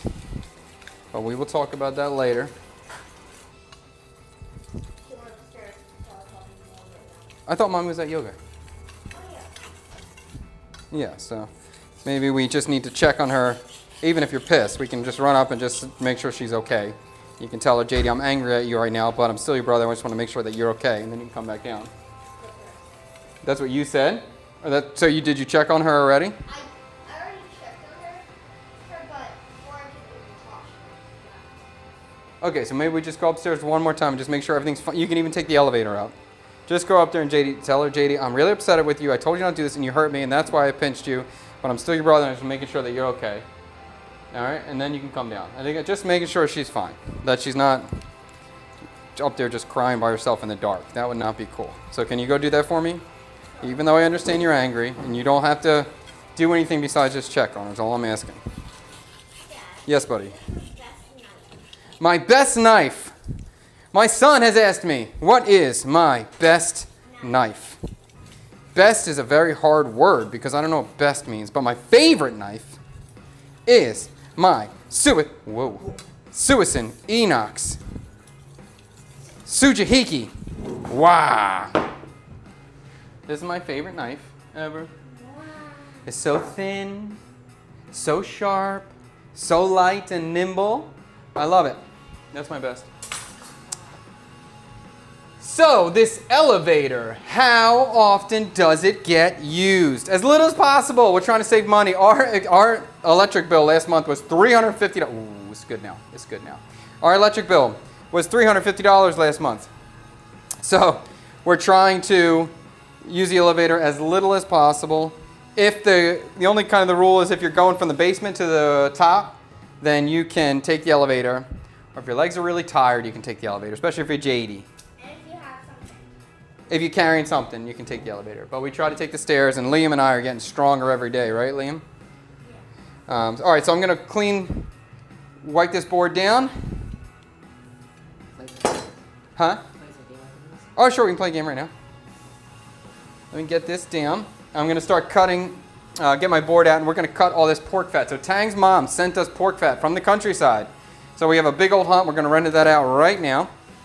And after I get all that pork fat cut, then I'm going to go back and sharpen a few more knives. Okay.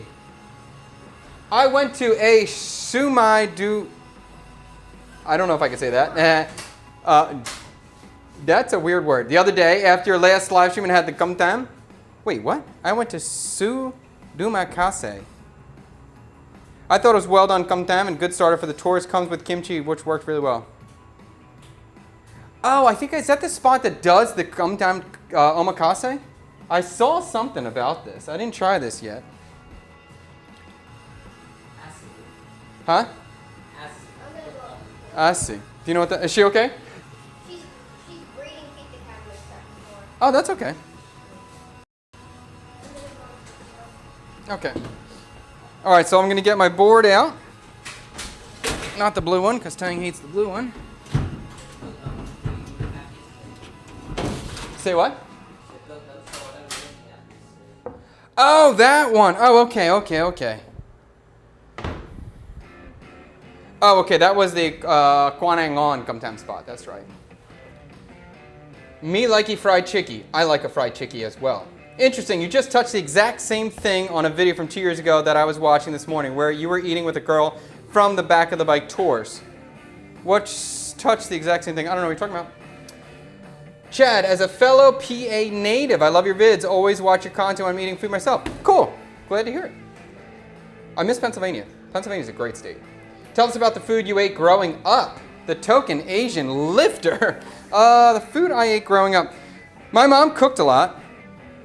She was, a home cook, basic home cook. She had some standard things we eat. I guess I cooked a lot too. My mom cooked a lot, but I cooked a lot. So I was always trying to cook new stuff. Some of it worked, some of it didn't. My mom kind of had her casserole stuff that she would make. There was some like chicken rice casseroles I remember. My dad every once in a while cooked something. My dad always enjoyed like making bagels, never good. And then like, what else did my dad cook? My dad liked to grill salmon. They used to make like honey mustard glaze on salmon and grill it, which I always hated, although now I love it, but I didn't like it at the time. What other common meals do we have? I think we'd have pot roast every once in a while. I remember that. My mom would always make me white rice. I always wanted white rice and soy sauce. That's always what I wanted. So I did have that quite a bit. This is my guy's man. He's bees. Thank you.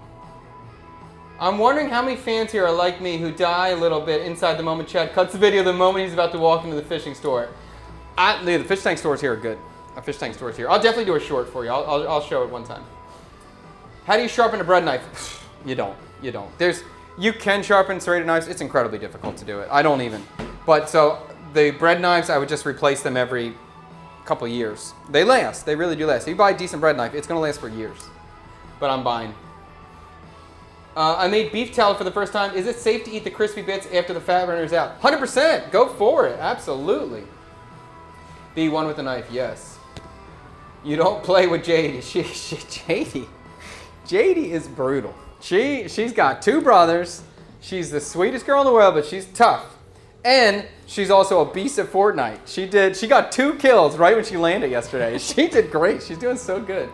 So funny.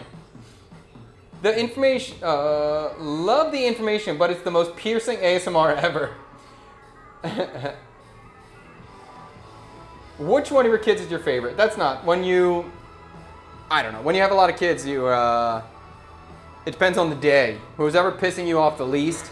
But each kid is different. And they're favorites for different reasons, you know. And they all go through different moments. They all go through different stages. So sometimes one kid's super annoying for a month or a week or a day or whatever it is. So I can't. It's not an answerable question.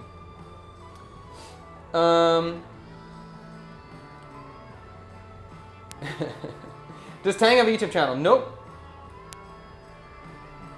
Dad's bagels catching strays. Dude, his bagels were never great. They're always kind of like, I don't know, actually, and I don't know how it happened. I was too young to really observe what he was doing.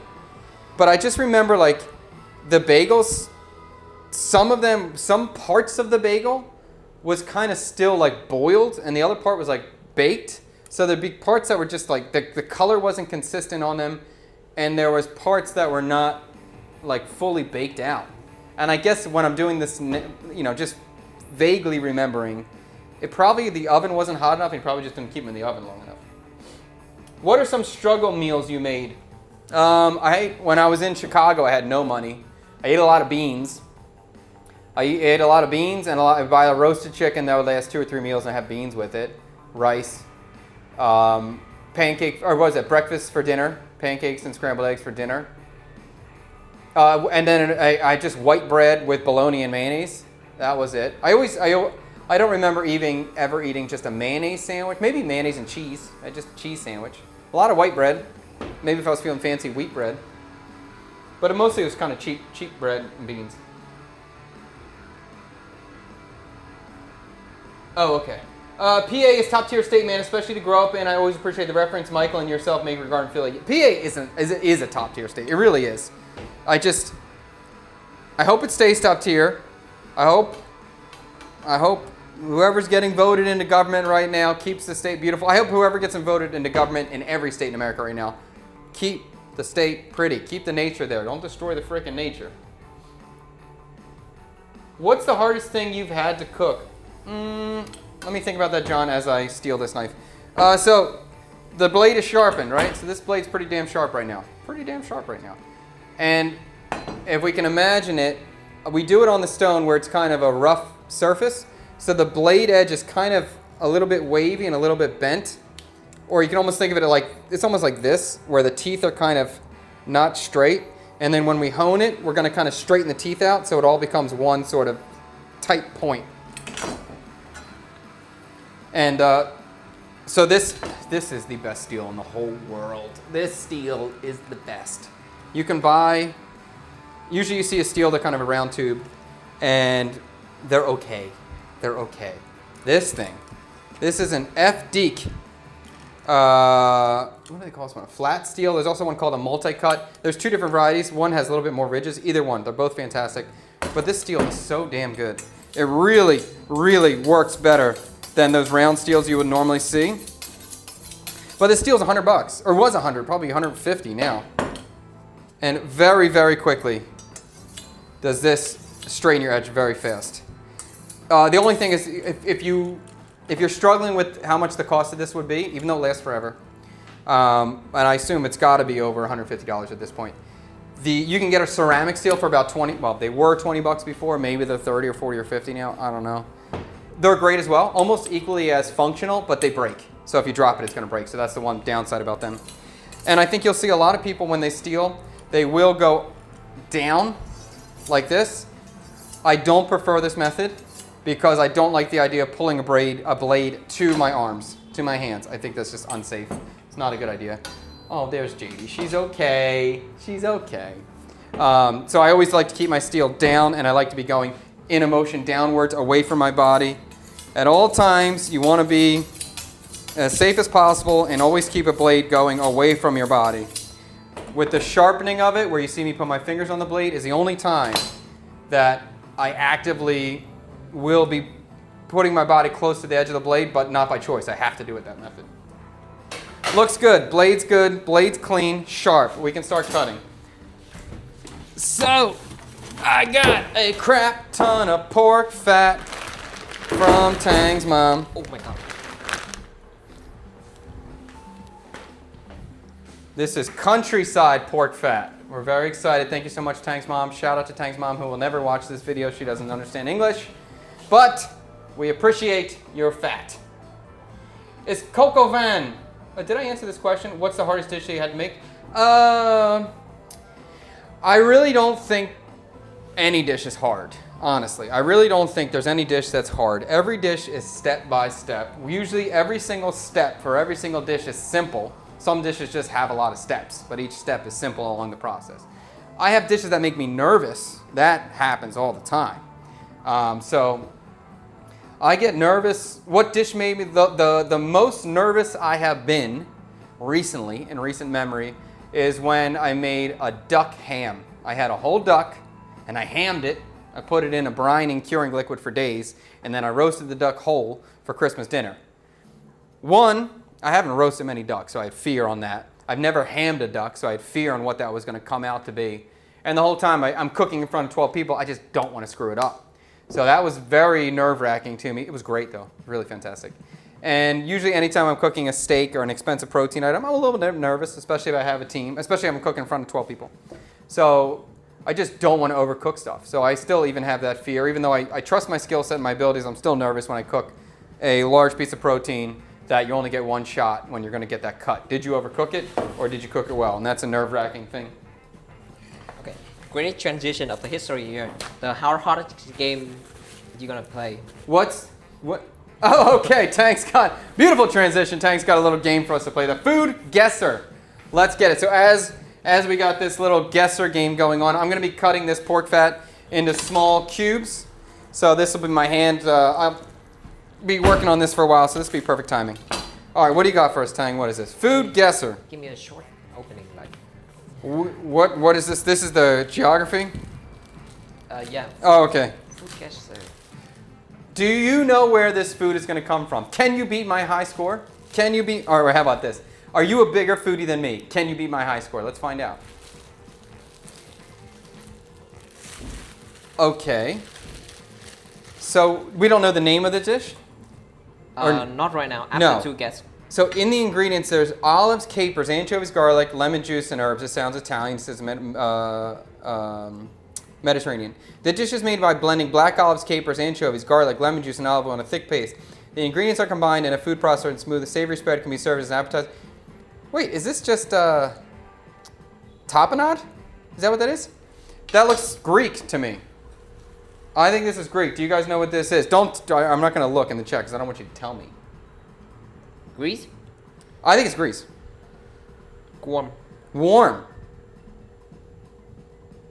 Italy.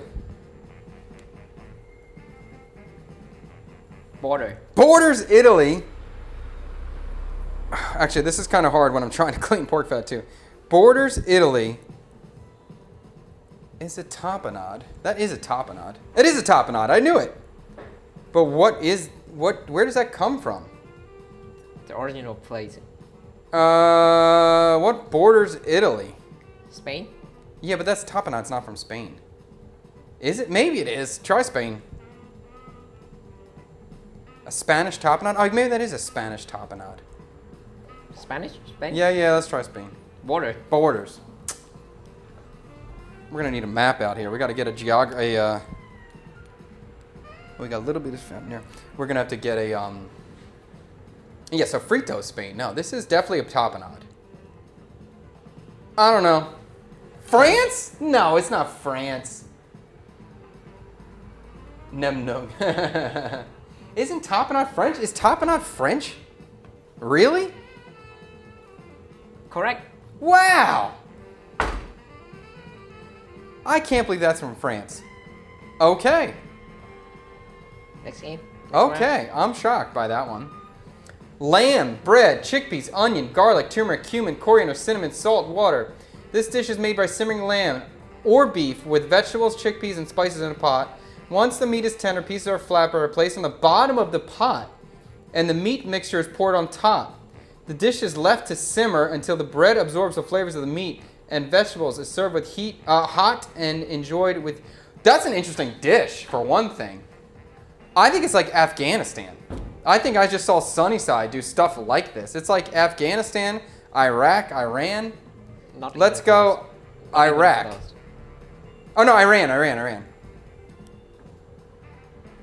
Not even Warm. close. Iraq. Oh, it's called a tyrid. I never heard of this. Morocco? Morocco's a good guess too. Morocco's a good guess. Tang, the bottom of the page is cut off a little bit, we're seeing. Close. Close to... Oh, Morocco's cool.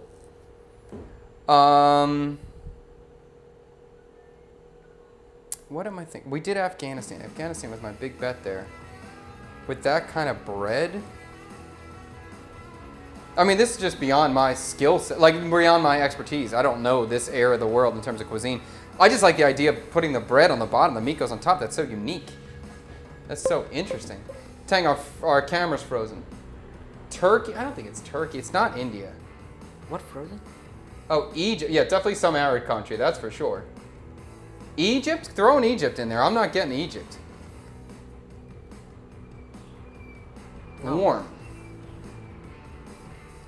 Camera frozen? It doesn't. Yeah. No, it's good now. It's good now. I don't. It's nothing in Africa. That doesn't look African to me in any way. It's got a lime on it. It's got a whole chili. Turkey. Turkey doesn't sound right. Pakistan. Let's try that. That could be a good one.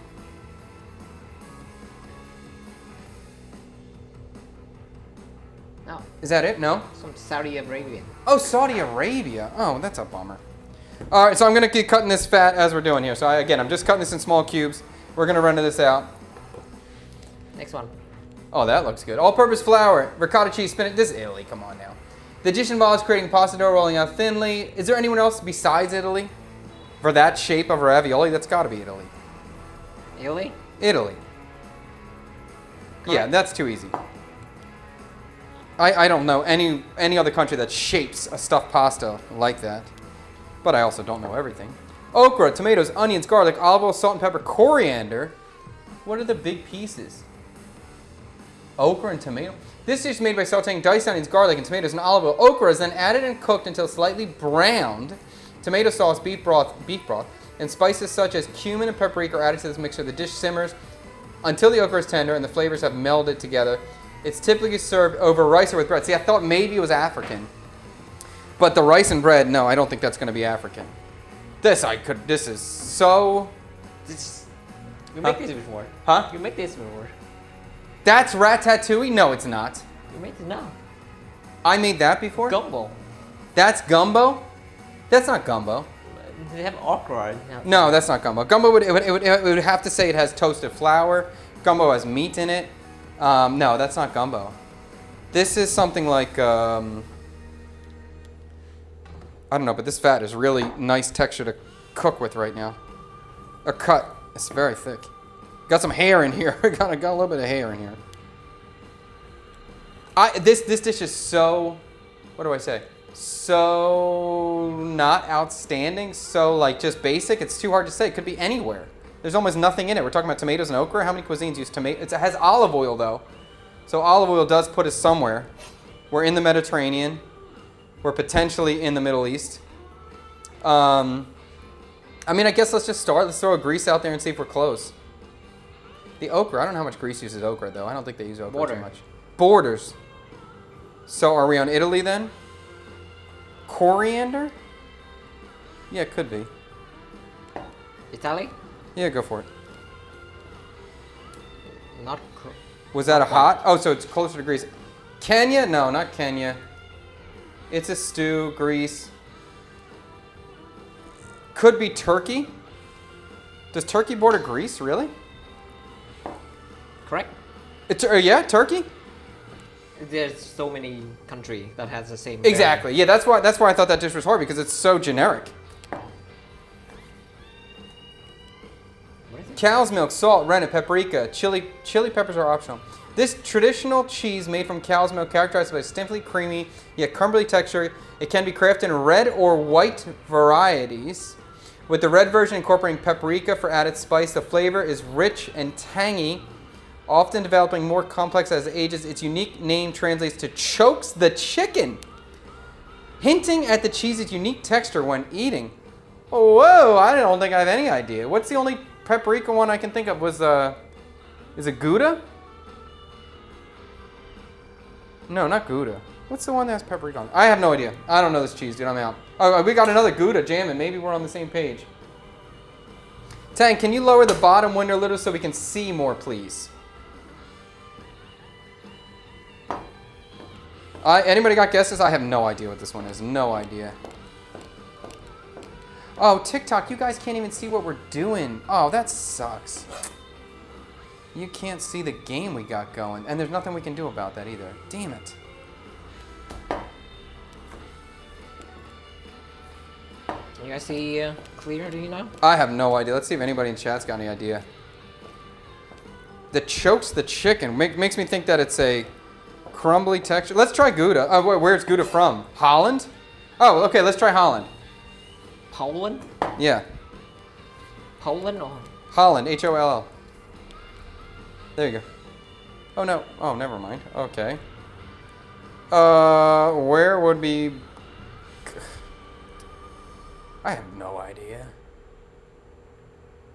Cow's milk? That ain't helping me at all. Sweden, France? All right, let's try Sweden.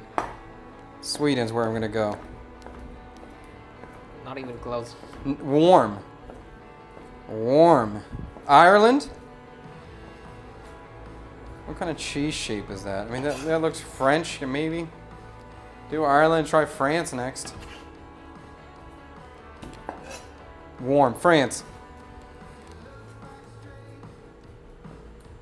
France should probably be your first guess anytime a cheese comes up.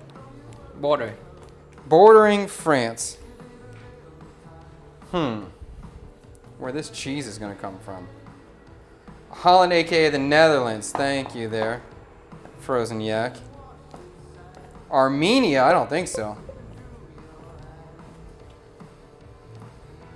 Gouda is Dutch. This isn't Gouda though, right? Are we thinking this is Gouda? That shape, that's not a Gouda shape, right? This is the name. I don't even know what the name is. Oh, is that Spain then? This looks Spanish. Spain?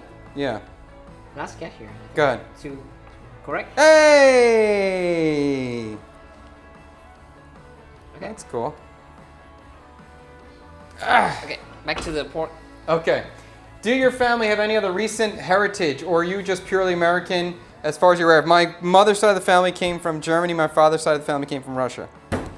My grandfather on my mother's side, was he born here? He was born in America. So it was my great-grandparents on my mother's side that came here first, or came to America first, rather. And my father's side, I think it was my great-grandfather that came over here. All right, so this fat is solid fat. There ain't no meat on this, which is great for what we're trying to do. And we're just trying to cut this in cubes. The thinner you cut it, the faster this process will be. But the thinner you cut it, the more cutting you got to do, which is kind of annoying. And sometimes cutting fat, especially when you don't have a sharp knife, is really annoying and has the potential to be slippery. So that's not a fun game in any way. So all of this, this is cutting really nice and easy for me. And this was in the freezer, so the fat's still relatively hard, which is making it really easy to cut. So that's a good strategy. If you have a decent amount of this to deal with, you can freeze it for a period of time, and then go ahead and cut it.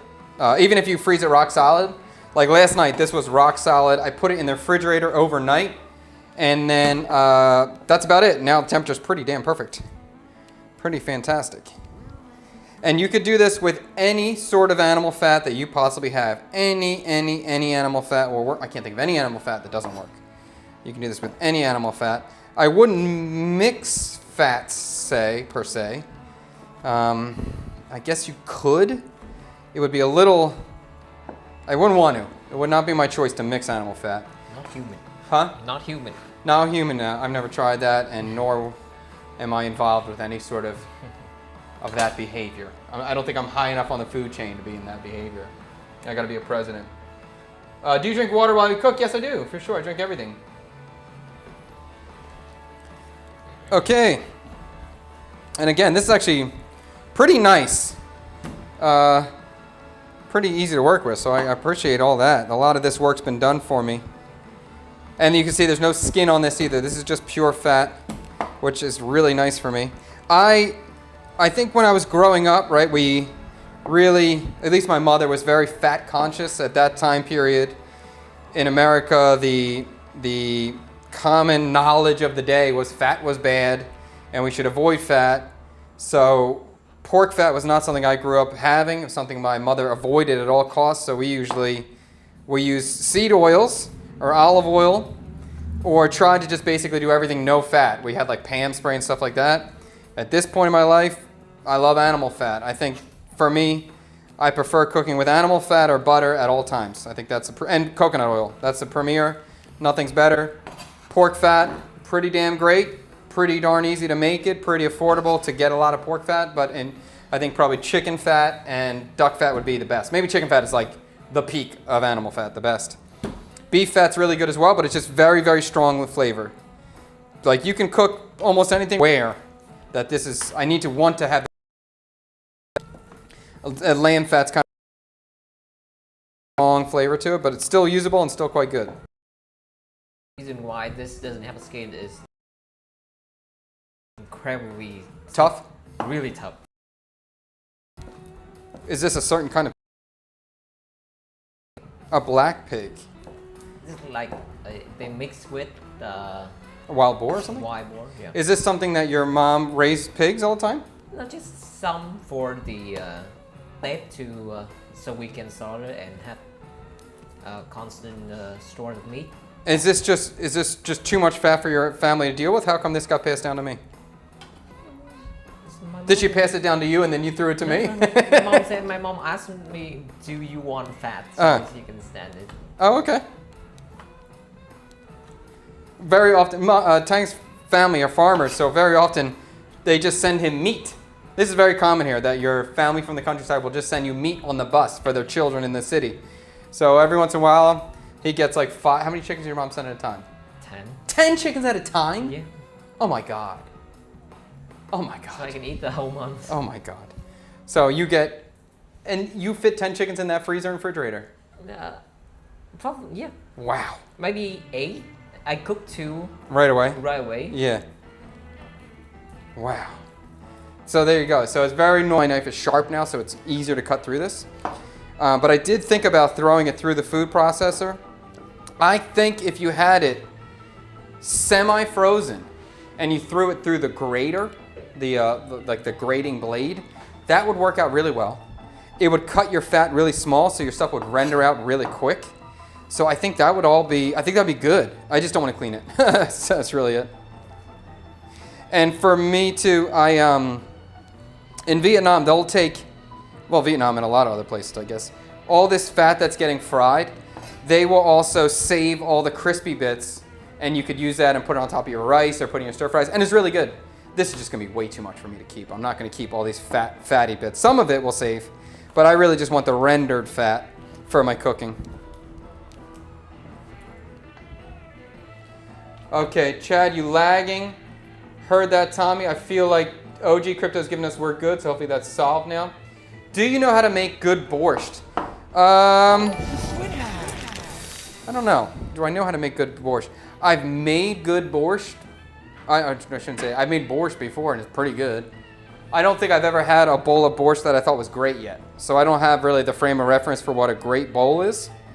So I guess I think I could I think I can make anything good, but I don't have a frame of reference for an authentic bowl and producing an authentic bowl. But I'm sure I can absolutely make a delicious beet soup. No problem there. We got a shard of hope. I have no idea what that is, but thank you. Sounds good. Sounds hopeful. And we're almost done here. So when we're rendering out this fat, I think things I really do like. I don't want skin on the meat, so I'm really happy this doesn't have skin. That's not my goal. I'm just trying to rend out the fat. I'm not trying to make like a chicharron or a pork rind, so I don't want the skin involved in any way. And I think I've made the mistake many times in the past of adding water to the rendering fat, thinking that was going to help, and it usually screws me up, especially if you are using skin. If you have skin attached to your fat, do not add water to the fat. Do not do it. It just makes it gummy and messy and screws everything up. It's not worth it. I would you put it in your container, your cooking container, whatever that's going to be, and cook it at low heat and be patient. And it will get there. And actually today I'm going to try, I've done this once in the past. I'm going to just put this in the oven and slow roast it and allow it to cook evenly that way. I did it once in the past and it worked out really well. But I used a hotel pan, these kind of big chef pans. You see these like rectangle looking pans.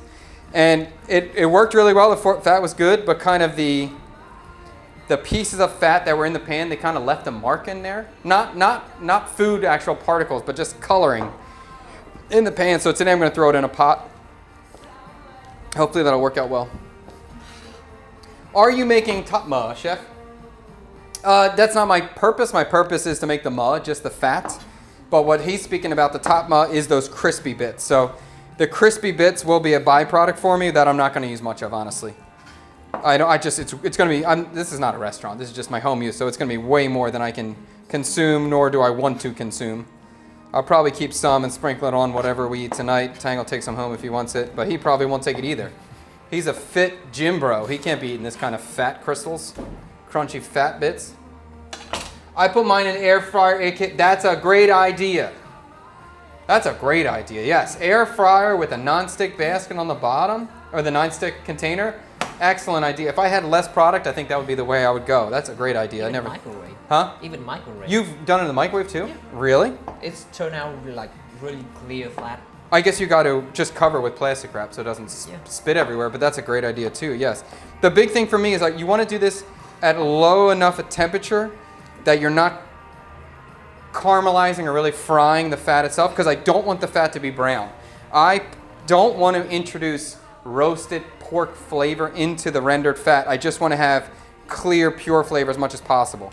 Because once you kind of cook it to a certain temperature and you fry the fat in there until it's like golden brown, then you have then your pork fat will taste like golden brown pork fat, which can be tasty, but limits what it's going to be good for.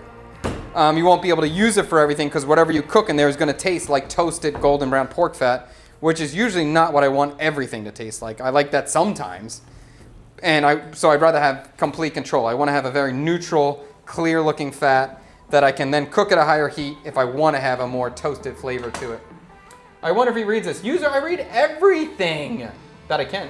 Did you all move? Haven't seen you in a while. Nice to see you cooking. Yes, we did move, and we just did a whole new studio tour earlier on in this stream about our new spot.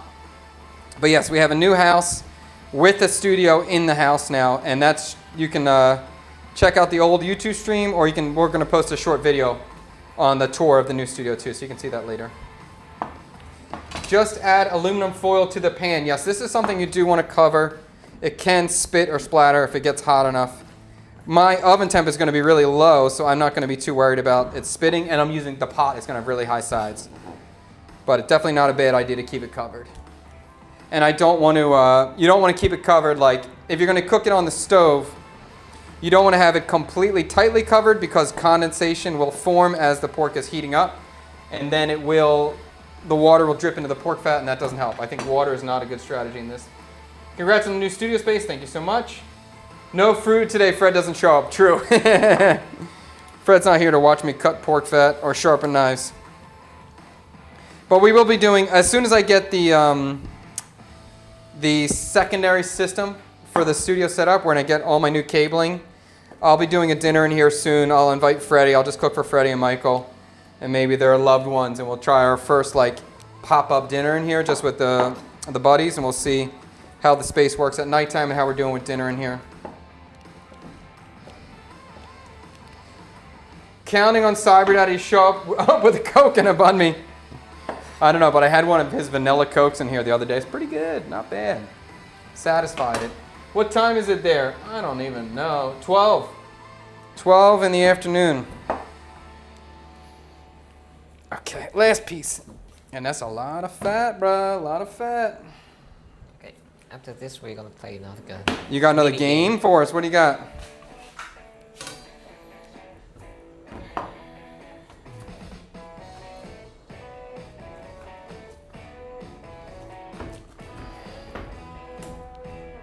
Bro, that's a lot of pork fat. This is gonna be a lot of pork fat. That's cool.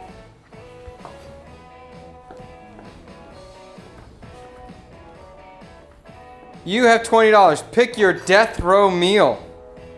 Oh, this is fun. Way to go, Tang.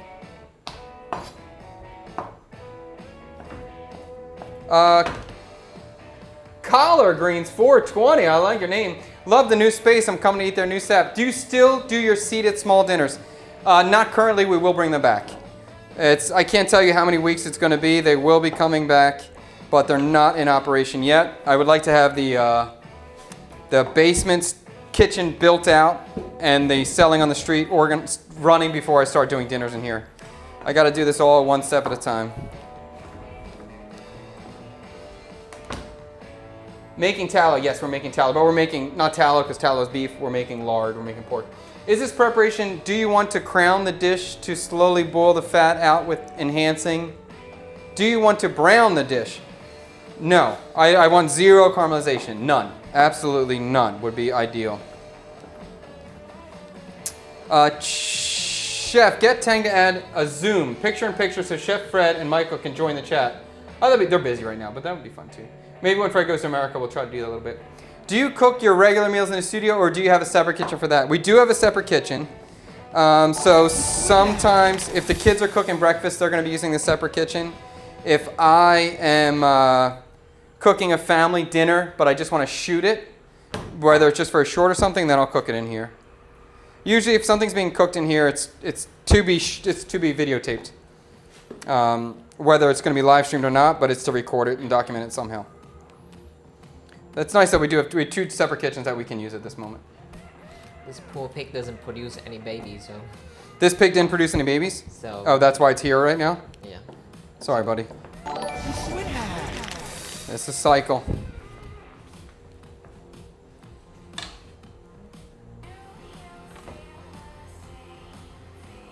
Do you even know what pho is? TG, are you talking to me? Is that my question? Yes, I know what pho is. If that's for me, yes. I actually might know a lot about pho. Let's play a new game. TG challenges Chad with pho knowledge. Let's do that one.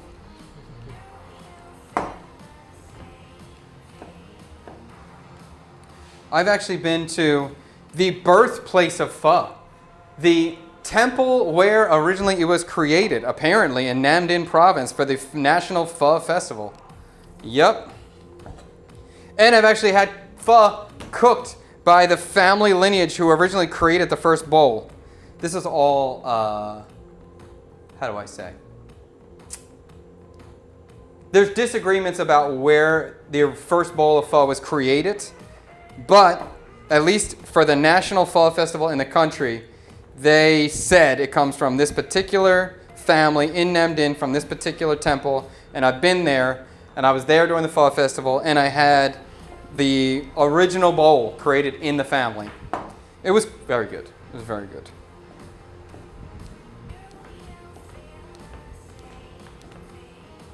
Okay, finally. That's TJ, that city was Nam Dinh province, Namdinh, or Nam Dinh rather, not Nam Dinh province, Nam Dinh city. Awesome city in the north of Vietnam.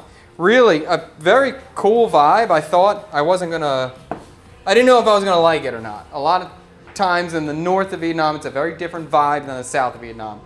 In the south of Vietnam, very beautiful, very friendly people. North of Vietnam, not as famous for its friendliness. But Nam Dinh was a great place. I'm just washing my hands here.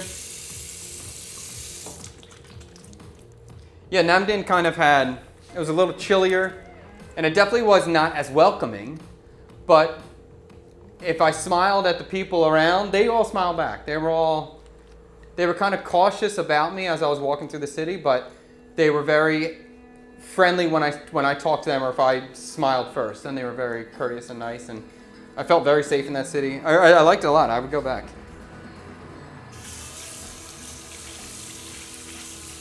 Oh, my beautiful hand sink is working so well.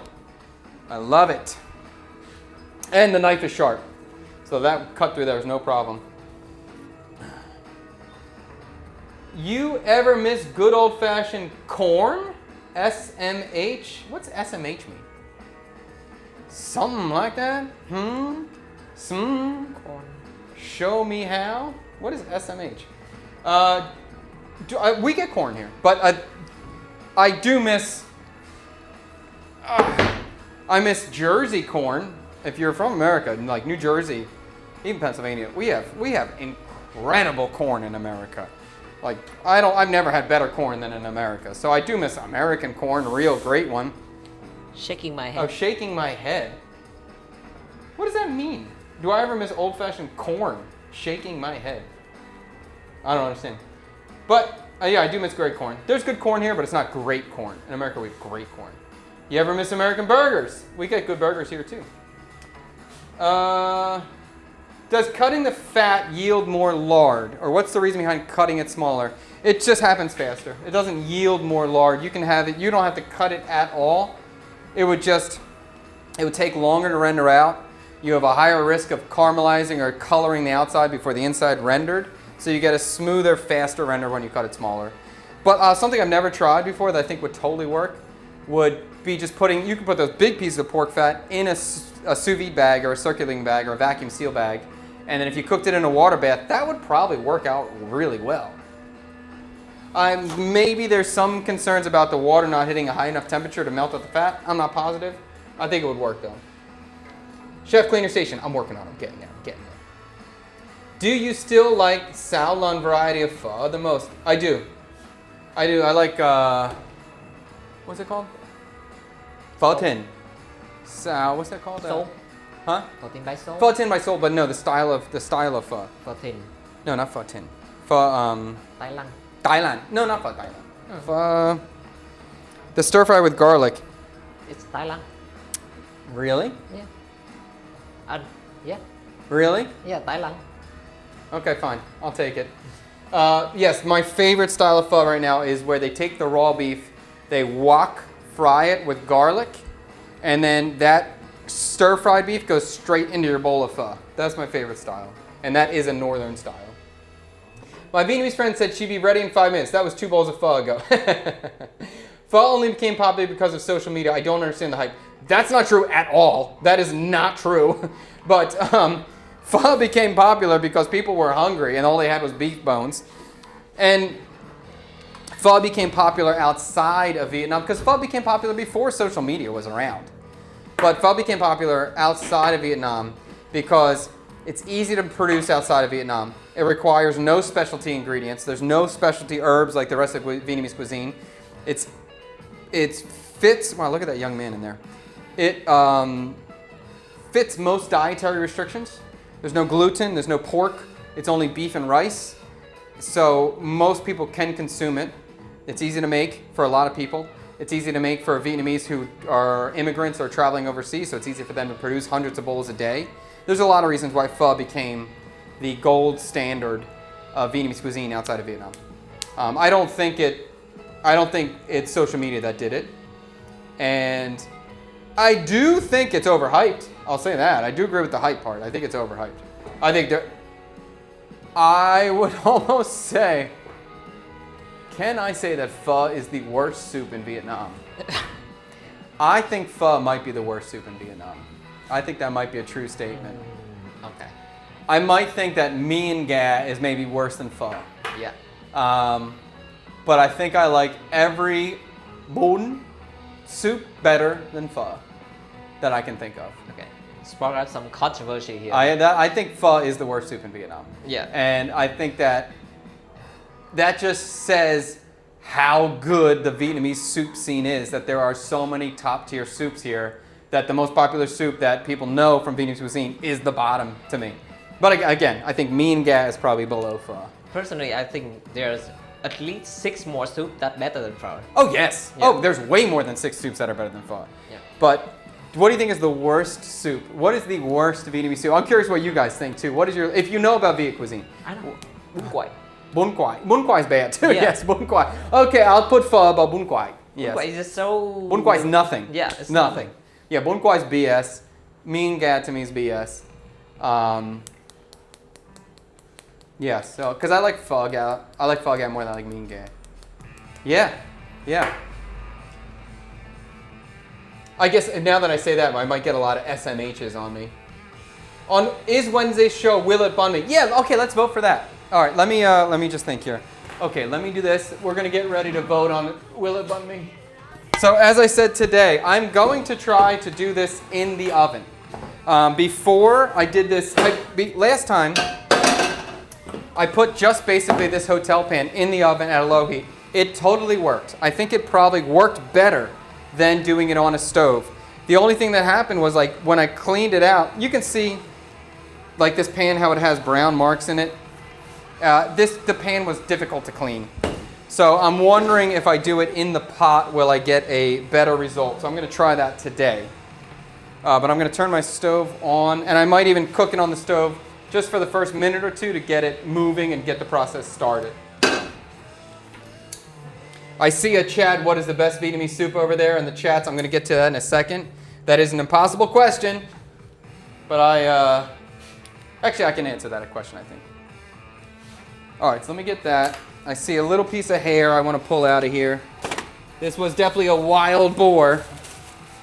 There's definitely a little bit of I see a hair right there. Let's pull that thing out. Prefer no pork hair in here. Okay.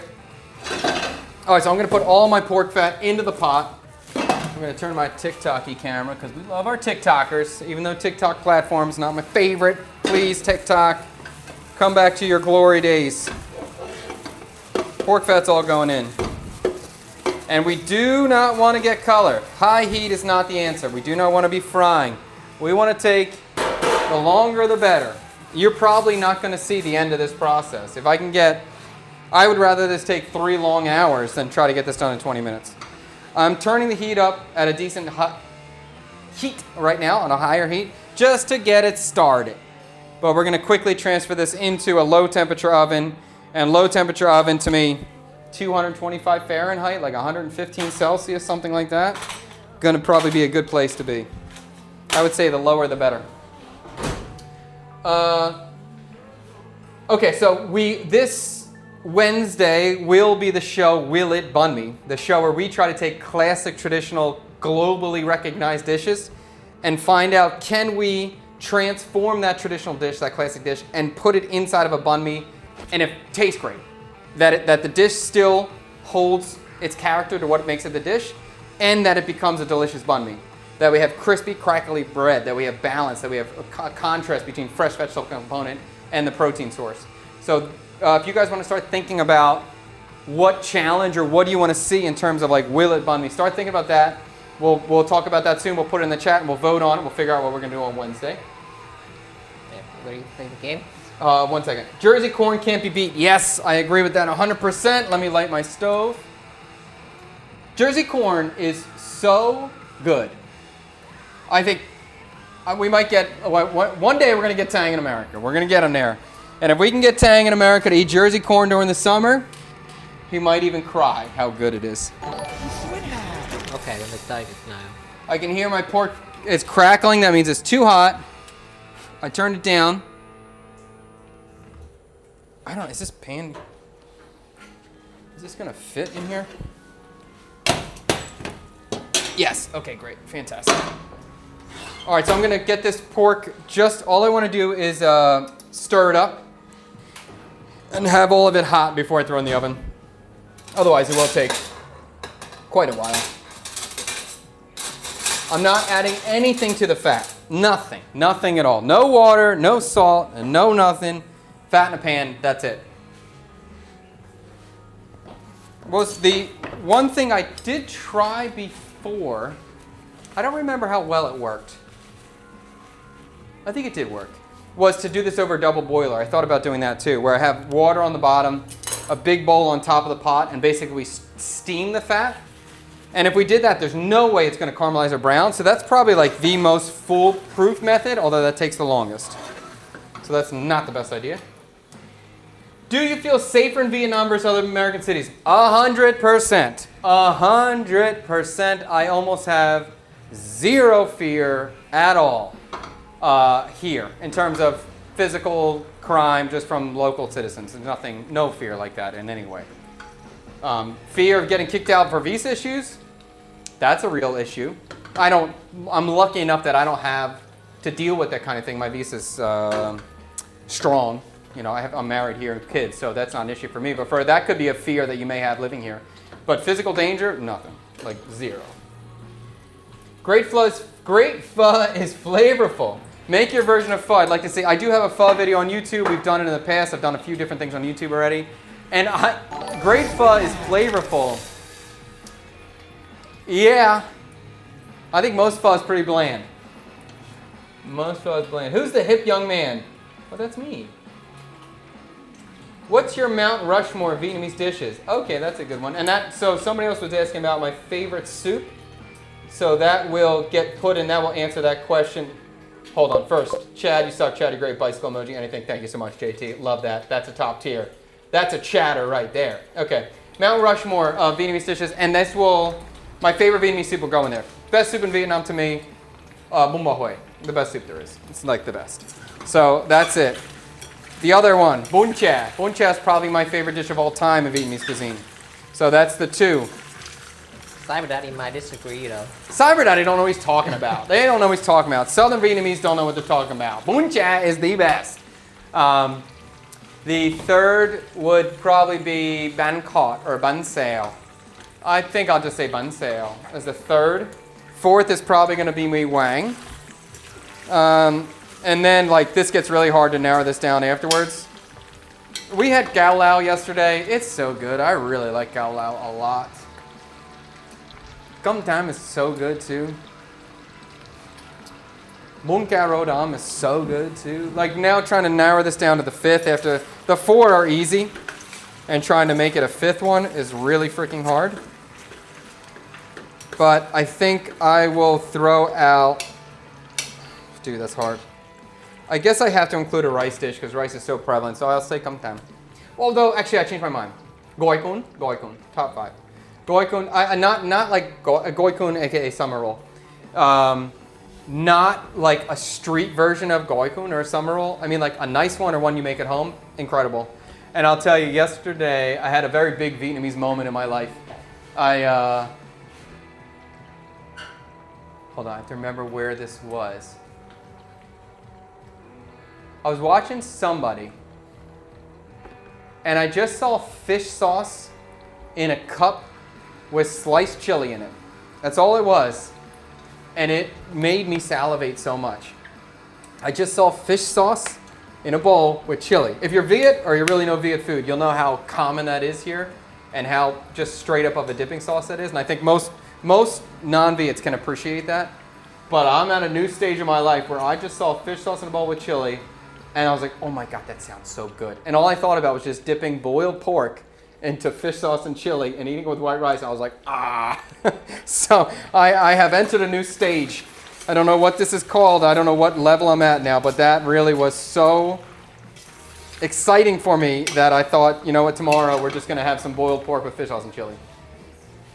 Okay, Iowa corn is better than Jersey. Okay, never knew that. It's also not too much flavor like bún bò, so it appeals to a wider general audience. Oh, we're talking about pho there, yeah. All right, there's a lot of chat. I appreciate all the chat that's rolling. I'm just scrolling to the bottom. If I miss something, I know I missed some stuff. Please just throw it in there. I don't want to be too far behind with the chat. Why does English translate to summer roll, fresh roll, and spring roll? Is there a correct translation? Yes. Gói cuốn means salad roll. Gói is salad, cuốn is roll or wrap. So it literally means salad roll. We've translated it to, I will translate it to a summer roll. Australian will translate it to a rice paper roll. And I don't know what like Western America translates to. I forget what they call it. I think they call it, Spring? no. Oh yeah, they call that a spring roll. And they call a spring roll an egg roll. It gets very confusing. But to me, I think you can call it a salad roll or a summer roll. I think would be the most appropriate translations. Even Google call it spring roll. The spring rolls. This is wrong, dude. It's not a spring roll. But that's my growing up and that's my viewpoint.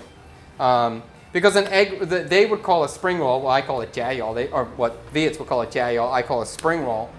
Western Americans will call it an egg roll, which doesn't make any sense to me because we already have an egg roll in Chinese cuisine because the wrapper uses egg.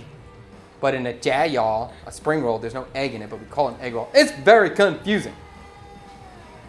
Probably a gói cuốn, we should call it a salad roll. Summer roll feels appropriate to me too because it's very fresh. It's something you're going to eat during the summer. And I think the big question my dad asked me a while ago, like, if they have a summer roll and a spring roll, what about a winter roll and an autumn roll? And I was like, I love that idea, and I'd love to make a tasting menu creating that. I want to have a winter roll. I want that to be created. Here in Australia, we call it a spring roll. I've heard people call it a rice paper roll. West Coast, I've seen fresh and spring roll. Healthcare is cheap in Vietnam, but for quality of care, do you still think it's better than the U.S.? It depends on what you're doing. I think in general, the quality here is still pretty damn good.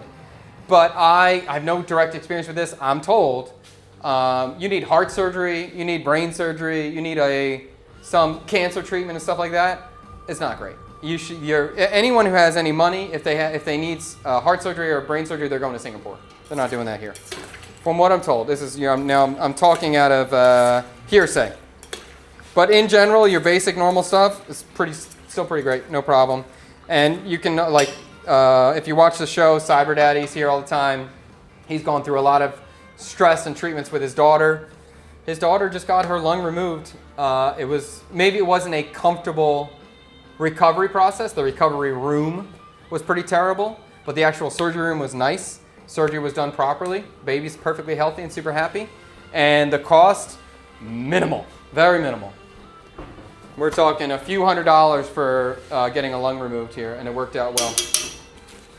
How did Cyber Daddy earn his golden ticket? Well, he's just a good buddy, and I love him. Beyond that, I'm a big fan of Kill Tony. I love Kill Tony. I think it's in a top tier show. So they have a golden ticket, and I love the idea. As I watch that show more and more, I really enjoyed it, and I like the idea of like a reoccurring character. You start to see people over and over again, you start to like them, and I thought Fred or Cyber Daddy is entertaining. He asks good questions. And I think we have a good banter between each other. I thought the golden ticket was come from Willy Wonka or something. It did come from Willy Wonka. And then Kill Tony did. But honestly, I can't even really give out any golden tickets anymore. This is our limitations of the streaming situation. We can't handle miking too many people. Once we have 3 people in the room besides myself, that's kind of our max. If we're trying to do a good streaming show where we can communicate clearly and you can hear everybody that's on the stream. Originally, I wanted to have 12 people in here. I wanted to do those tasting menu dinners. It don't work. It's too hard to do. We need a much bigger setup and a whole crew to make that happen. So it's really all that we can do at this time. His golden ticket should be removed for his bunchat takes. Well, listen, we don't agree on all things, all right? And I think we're going to get him over to the bunchat side eventually. And even for Michael too. Michael never got a golden ticket because kind of he was on the team because we were going to do the shop together. But now at this point I'm kind of done with the tickets. I can't hand them out. Even Carrie, I love Carrie so much, but I just can't have people walking in here because I may not have enough food ready to go too. That's the other thing. But we will bring new guests in. And I will say that Michael, if anyone's a fan of Michael, Michael Crossrosa did move. He officially moved. He's living in District 1 right now. He is starting his own project right now. Very exciting. And it's actually happening. He started it. So He's got a little shop in D1 where he's building, renting, and doing bicycle tours. So I'm sure we'll hear more about that when he's ready. We will would love to promote it and talk about it. I'm sure I'll do one of his tours soon. I'm thinking maybe Tuesday or Thursday I'll go down and check out his new spot. I'll shoot that, guys, for you to see his new spot.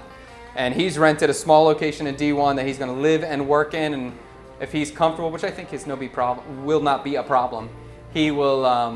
We'll get a little tour of his spot and we'll show you how much he spends and what you get for that kind of money. All right, so the fat is now hot. I'm just going to put this in the oven. Throw this in the oven. Every 15 minutes, take it out and stir it. I think Tang's trying to come around here for a shot. Fred is very lucky that he might be the only golden ticket owner ever. Yes, Fred and my wife. My wife did get a ticket. Where can I get those chopsticks? Ooh, I love my chopsticks. I believe, you ready? All right, I'm just gonna throw the fat in the oven. Bada bing. That's it. I'll check it in 15 minutes, stir it. I don't know how long it's gonna take. Could take an hour, could take 3. I have no idea. We'll find out together. I believe I bought these chopsticks at chefsknifestogo.com, I believe. These were the cheapest Japanese cooking chopsticks I can find. They were $60. It's a lot of money for a pair of chopsticks. And I'll tell you what, they're really hard to use too. When you get a pair of chopsticks, they're not like straight. They have an angle to them. And at first I was like, what the hell did I just freaking buy? I spent $60 on stupid chopsticks that don't even work. But now I love them. I do love them. And I feel like a badass when I can use them well. Because most people can't, because they're hard. So I wouldn't even encourage you to buy them unless you're an asshole. Unless you really care about being a badass in a kitchen. This is definitely a purchase in my younger years when I was a little bit more egomaniac and wanting to be the biggest badass in the kitchen. So I did buy these. I do like them a lot though. And if I lost them, would I buy more? That's the question. I'm not sure. Probably yes. Because now I'm used to them. And I would say I would like to have cooking chopsticks at all times. All right, so I think Tang's got a good game with us. And then we will, if you guys want to start anytime, if you have any ideas for a Will It Bun Me episode on Wednesday, we are doing the Will It Bun Me. So if you have any ideas for bun me's, you can start throwing them in the chat now, and then we'll take a vote. We'll do a poll later. Did you get the phone you ordered from Trump? I don't know what that means. I'm from Houston, and I've always called the fried one an egg roll and the goy kun a spring roll. Yep, see, that one I see. There's so much confusion. We need to get this clarified. Chef Fred is the best. I'm glad you like him. Oh yeah, Fred and I were buddies. We lived together in Chicago for a period of time. Oh, okay, so Dark Knight's got a Cambodian lemongrass skewer, sako jakak, or kebab. How about like a Turkish kebab bun me? But this Cambodian lemongrass skewer as a bun me. Okay. Shaking my head, all the Americans taking away Viet jobs. Okay. I tell you what, that's not true. The Vietnamese government don't like anybody here taking anybody's jobs. They don't want anybody here. They do not make it easy for any foreigner to do anything in this country. At all. At all. So I promise you, the foreigners are not taking the jobs. And Vietnam just passed more laws to make it easier to kick out foreigners. Before there was a little bit of a process, and now they're streamlining the process to make it easier. So Vietnam is not doing anything at all to make life easy for foreigners living here. It's don't come here and think it's going to be an easy setup. You get your visa, stay here. No, it is a constant battle to stay in here, and you can ask Michael about it. It's a pain in the butt. If you're not married, really difficult. Meatball sub. Meatball sub. I would just want to eat that. I cooked spaghetti meatball. I had meatballs in the freezer. I made spaghetti meatballs for the kids 2 days ago. I forgot how good spaghetti meatballs is. It's a top tier dish. And everybody loves it. I enjoyed it. My kids loved it. Even my Vietnamese wife loved it. Like have you had spaghetti meatballs before? No. Spaghetti meatballs? Spaghetti meatballs. Yeah. I had your snail meatball. No, that don't count. That don't count. Why don't we do a show where I cook for 3 super local Vietnamese and we make them American food that they've never had before? Yeah. I make you spaghetti meatball. We'll find 2 people who've never had spaghetti meatball. Like that'd be a fun show. Would you guys like that? You think it'd be a fun show? I think it'd be a fun show. Hey dude, shout out from Chicago. Love the content. Appreciate that, man. I love Chicago too. I think Chicago's, besides for the winner, is the best big city in America. Yeah, I'll stand on that. Best big city in America. Banh mi ramen. We talked about that one. I think that's a good idea. Did you say you hate metal chopsticks in Korean restaurant? Yes. I think they're terrible and crappy. These are different because they have a wooden handle. They feel different on the inside. And these are specifically for cooking. So they're very delicate, or plating. So it's more so the top end of the chopstick that I have a problem with the metal than the lower end, because the metal chopsticks are always kind of flat. And they have a weird texture to them, or real grip on them. But yes, that's true. Whoa, we got some fighting going on. Who are we talking about? Cry some more, you child. Okay. Oh, I don't know what happened in Living. Living's upset. Something happened. Sorry, not sure if you answered, but do you ever feel like vendors will overcharge you because you're not Vietnamese, or they think you're a tourist, and you would confront them if this ever happened? Nah. It is like so rare. Like, that's not a concern that comes up in my life. If I was overcharged, I may be overcharged. Let's say I'm going to buy tools. I'm buying like I just bought a can of spray foam and some silicone and stuff. I may be overcharged a nickel, a quarter, maybe 5,000 dong they might throw on top. But that also could have just been the pricing of that storefront. Like, I know I paid 65 for silicone, 65,000 dong for silicone at a spot, and I paid 60,000 for the same silicone at a different spot. That could have been 5K on top. That could have been just the pricing of that location. I don't know.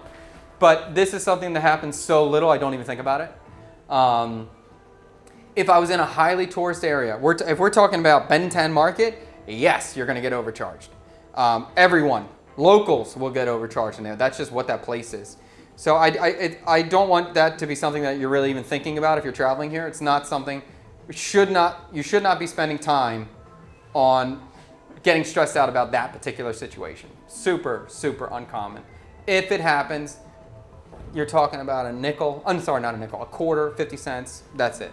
There are scams, like you do have the potential of getting scammed by buying coconuts in District 1 from these guys walking around. You got potential to get scammed. We should do this, top 5 scams on YouTube. You have the potential to get scammed with getting your shoes cleaned. They'll try to clean your shoes, and that's not cool. And also getting picked up with a taxi at the airport. If you're not using the 2 Vinasun or Malin taxis, you have a chance of getting scammed there too. Those 3 things, that's real. Those are things you should be aware of. Those are real scams. But just getting overcharged, don't worry about it. Ain't a thing. Just a simple thing to do before you buy anything. Just ask for the price. Yeah, but some people just don't know what the appropriate price is. So that's why they can't even judge it if it's going to be the right price or not. Szechuan hot pot banh mi is utter chaos. I love it. Oh yeah, doner kebab banh mi. Yes, I think that would be really cool. Something I learned from you in other cooking content on YouTube is that kitchen tweezers are incredibly useful. I agree, they are very useful. And even,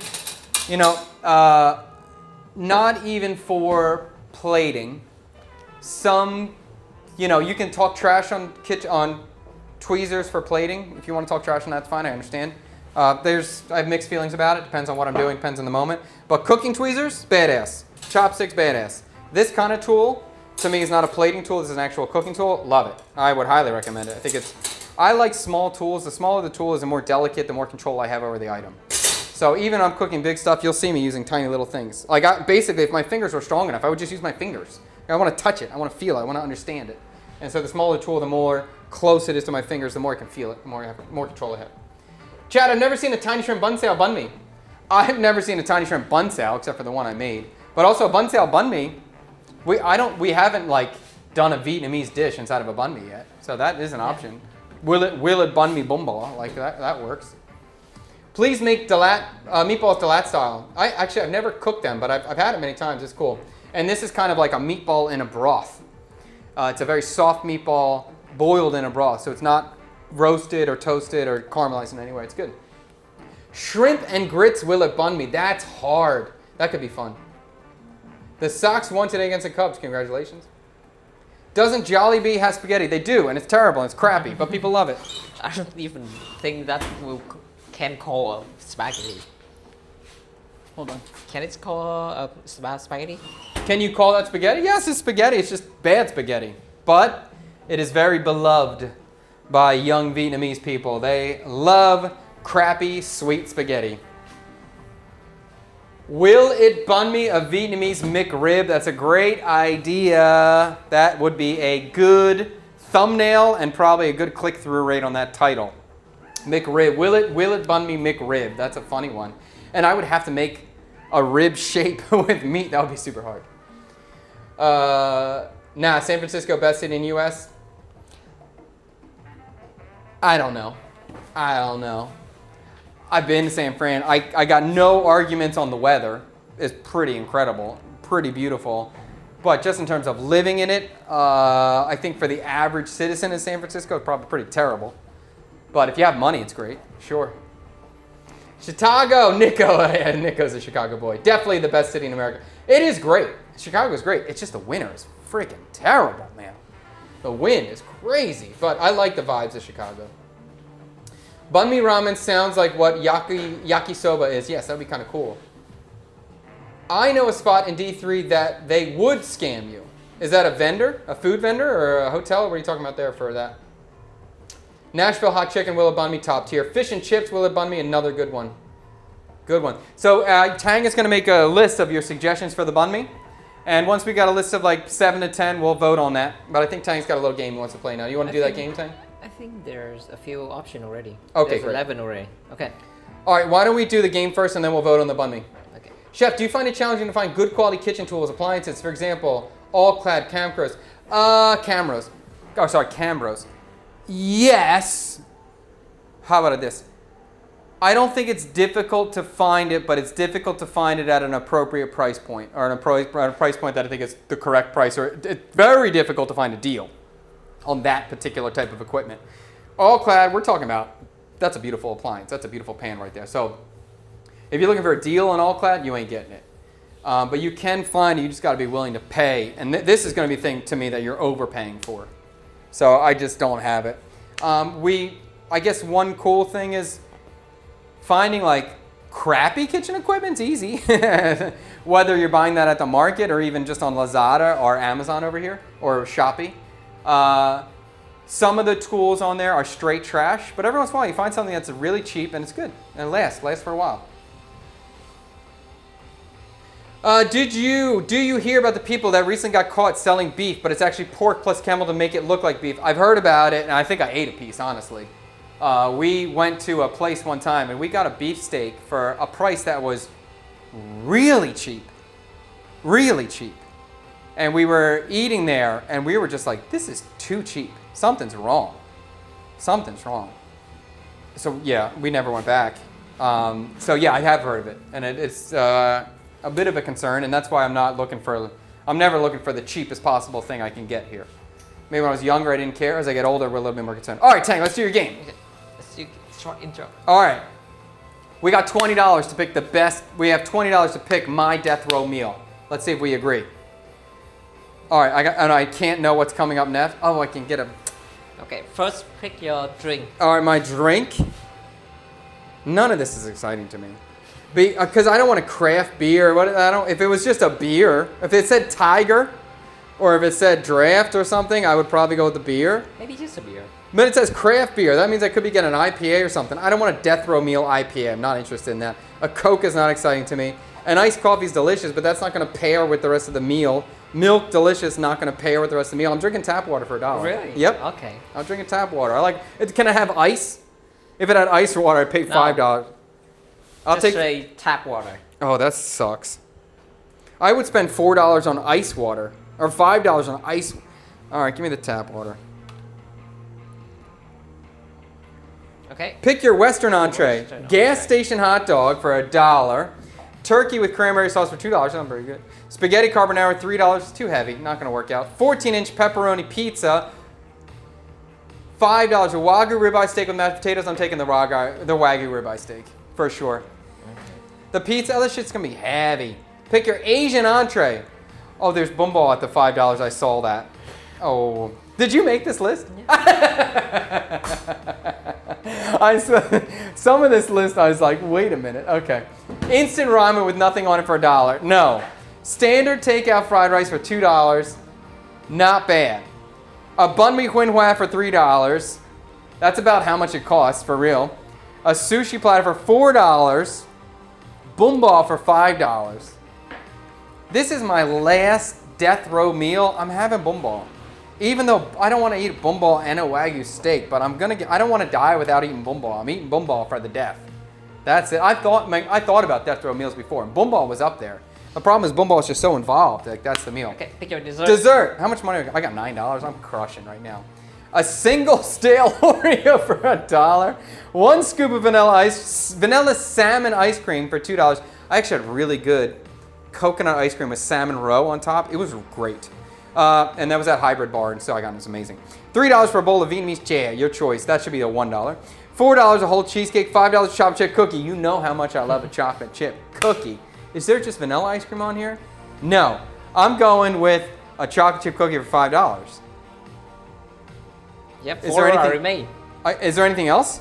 No. We're crushing. I had a great meal. See you guys. It's the end. Okay, another one. You got another one? Yeah. All right, do one more quick. You didn't even make it hard. You got to put ice water on there. You got $5 ice water. I'm taking it. Then we got a problem. A single stale Oreo is just cool. Well, how about vanilla ice cream with salmon on top for $2? I'll take that stale Oreo. You're trapped on a deserted island forever, but you only have $20 to survive. Unlimited carb source. White rice. I don't care what anything else is. $5 for the white rice. I don't care. Oh, I got wheat though. Hold on, let me think. Shoot. Is the wheat grown and harvested, or am I harvesting wheat? You have wheat to grow. I have wheat to grow. Unlimited amount. Can you read the option? Oh yeah, sorry. For $1, I just got so excited when I saw the rice. I had to just take it. $1 stale instant oatmeal. $2 canned steamed rice. MRE. Is that like canned? Is that like the Korean style when it's in a plastic? No, it's in a can. I've never seen canned white rice. Is that a thing? Yeah, it's in an MRE meal. Have you ever had it before? I see it, but I never tried it. The Korean like pre-portioned rice is actually good. So that's okay. $3 corn, $4 wheat, $5 white rice. God darn, how can I say no to white rice? But if I have wheat, I can make bread and noodles with it, but I have to grind it. That's hard to manipulate wheat. Can you make bread with white rice? I can make bangkun. I can make bun. I can make noodles. I think I'm going to be dealing with the white rice. I really like the wheat. I love to be able to make bread and noodles, but it's going to be hard to manufacture it, and I won't have an oven source. I'm going to have to make flatbreads only. So it's easy to make. I'm going to take the rice. And I'm on an island, right? Deserted island means I'm next to the ocean, so fish and rice is going to be the crush. I'm going to take white rice for $5. Unlimited Unlimited protein source. Hikari. You're so funny, dude. Fermented shark for $1. Vegan beef slices for $2. $3 for chicken. $4 for bacon. $5 for beef. I'm taking. I don't know. The bacon's not pork, so the bacon's out. Chicken for $3 or beef for $5 is a hard thing. I think I'm gonna go unlimited chicken for $3. Really? Yeah, because the beef is too big. How am I gonna handle all that raw beef? How am I gonna deal with that big of a protein source? Bacon lasts a long time though. Bacon lasts a long time, but it's only one type of meat. I'm stuck with bacon then. Chicken, I can kill one chicken every day. I can deal with the chicken every single day. So I'm gonna take the unlimited chicken. And I can deal with eggs too. The beef is really exciting, but then I have a whole cow I have to slaughter. I'm a single person on a deserted island. It's too much. Chicken, I'll deal with that. $3. Yeah, I'll take that. Okay. Pick a knife. An ice skate blade for $1. A dull pocket knife for $2. A standard kitchen knife for $3. Your $600 professional chef's knife. Knife roll bag with all the types of knives you need. Spend an extra $1 so all the knives never go dull. Whoa! Wow. How many more choices are on the island? Can I know that? What? How many more sections are in this list? 4. Oh, okay. The $600 chef's knife I don't want to take because it's going to get dull. It's not worth it. A standard kitchen knife would be the choice, but the knife never goes dull. Probably is incredibly useful for being on an island. I'm going to take the $6. I'm going to take the knife roll plus an extra $1. Okay, you have $5 remain now. Okay, pick your companion. Yeah, see, I have unlimited money here. A stranger who absolutely hates you for $1. Jamie Oliver for $2. Gordon Ramsay for $3. Bear Grylls for $4. Or my entire family for $5. It's hard not to pick Bear Grylls. That seems very useful. The stranger's not cool. A stranger who, it's not even my enemy, it's just a stranger who hates me. I'm taking the family, come on now. Tang, you gotta give me less money. $20 is too much. You made it too easy. Maybe make it too easy. Yeah. And always 4 questions, no brain. I agree with you. Okay. Okay. That's all the Okay. game. So let's vote on the banh mi. We're gonna let me check the pork fat before we do that. Let's see what this is looking like. So what has this been in here? How long have we been playing? 15, 20 minutes probably. My oven is super low temperature. We can see the fat now is very, how would I say, almost getting translucent at this point. It's much lighter in color. It's more clear than it is white at this point. Let me show you TikTokers. So we're on our way. And it's kind of, I should be able to lift this up a little bit, Tang. You should be able to see some of the fat. It's getting a little soupy in there. So that's good. We're going to keep stirring this. Throw this back in the oven. I think this is going to be about an hour and a half all day. I think, or I should say, I'm sorry. I think it's going to take about an hour and a half to finish it completely. But that looks good. Look, and I like, this is looking very no-brainer, low stress to try to do in the oven. If it's on the stove, it's going to be bubbling. You're going to be stirring it. It's going to be popping. You're going to be thinking, oh, I better stir that. It's going to burn. So I think this oven method is probably a great way to do it. And or the same way with the air fryer. Another great idea too. And the clean up afterward. Huh? And the clean up afterward. We'll see about the cleanup. But I guess it's the pan either way.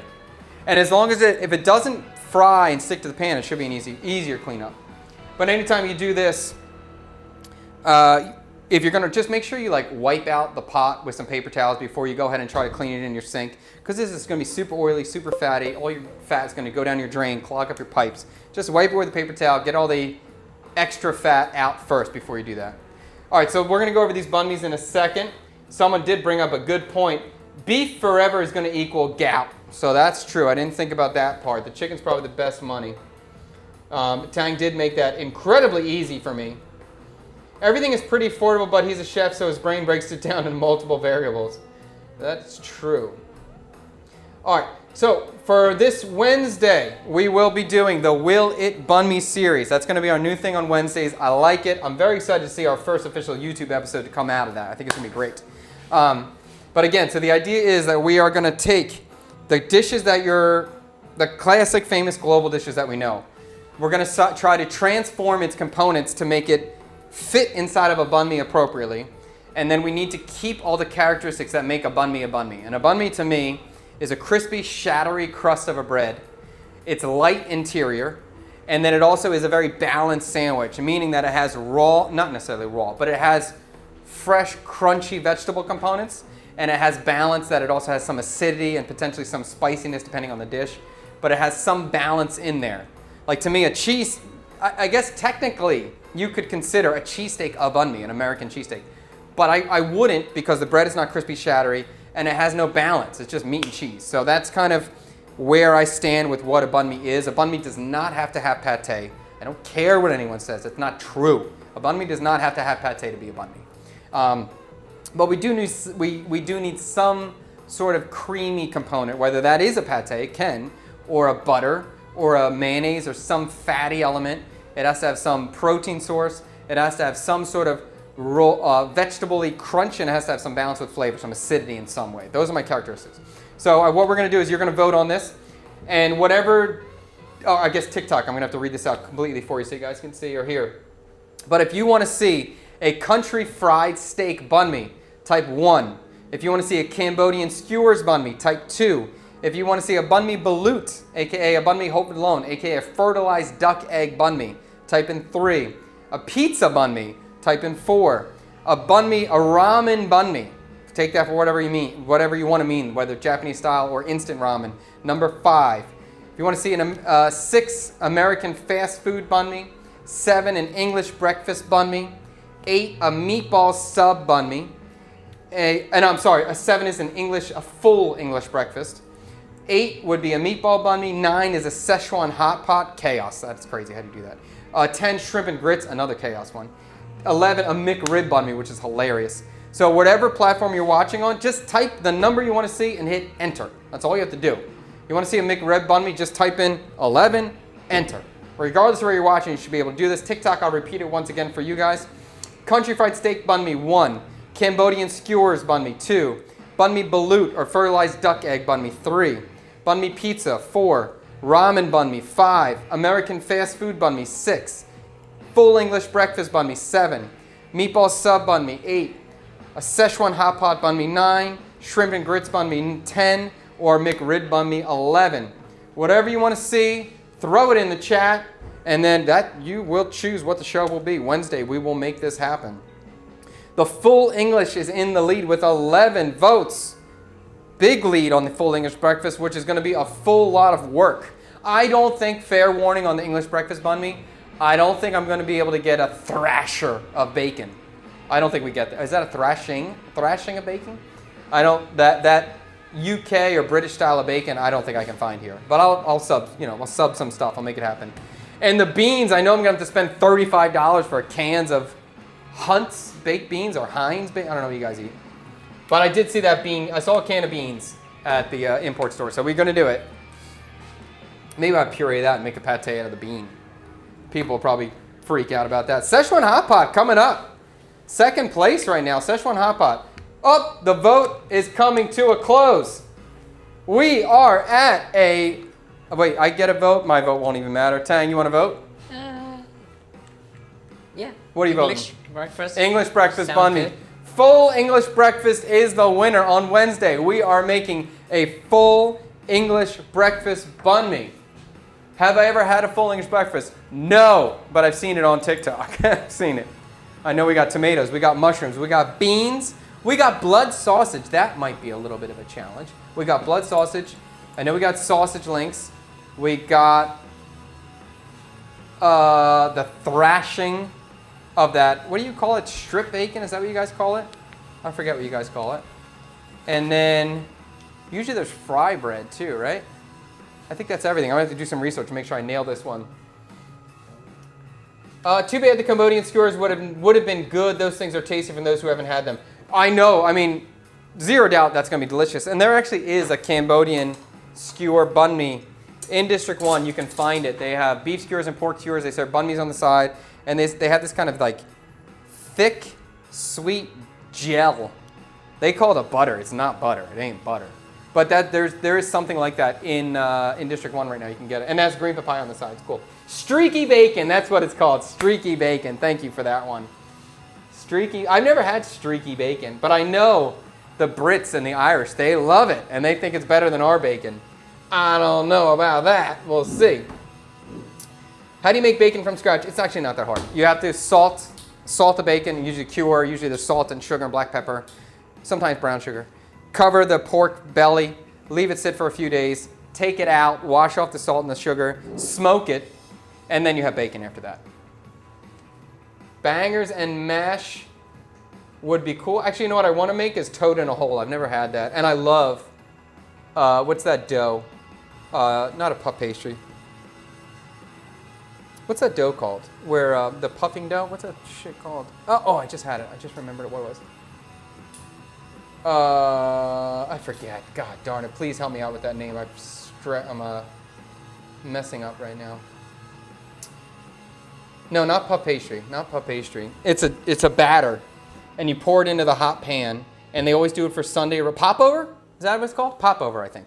I love a popover, and I know that the toad in a hole is the popover, I think.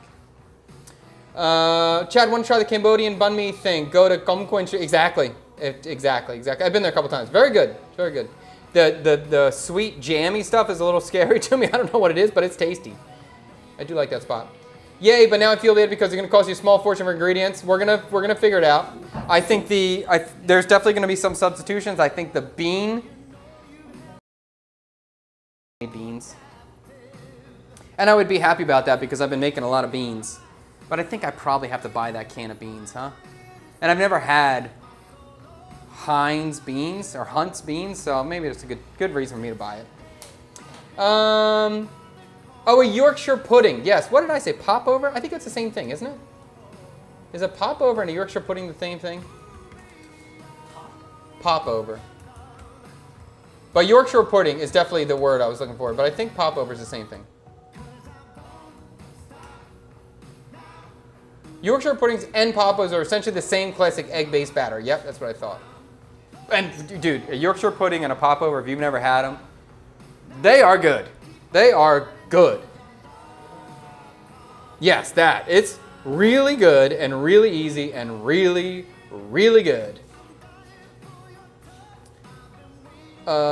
Could be worse. I could have suggested Irish breakfast with haggis. I'd love to try haggis. I've never had haggis. Yeah, Yorkshire pudding. You guys are totally right. All right, I think that's it. This pork's gonna take a while. I'm not gonna stay on stream just waiting for that. And I'll probably sharpen a few more knives, but I think I'm gonna call the stream to the end. Go check on all the kids and make sure everyone. We're gonna have probably lunch right now. And for the record, I'm not English, which is why I thought the English breakfast came with sausage. It does come with sausages. I think a full English is tomato, mushroom, sausage, streaky bacon, eggs. Now I'm just kind of thinking about doing this. Like, wow, that's a lot of stuff to put in the banh mi. I gotta figure all that out. Okay.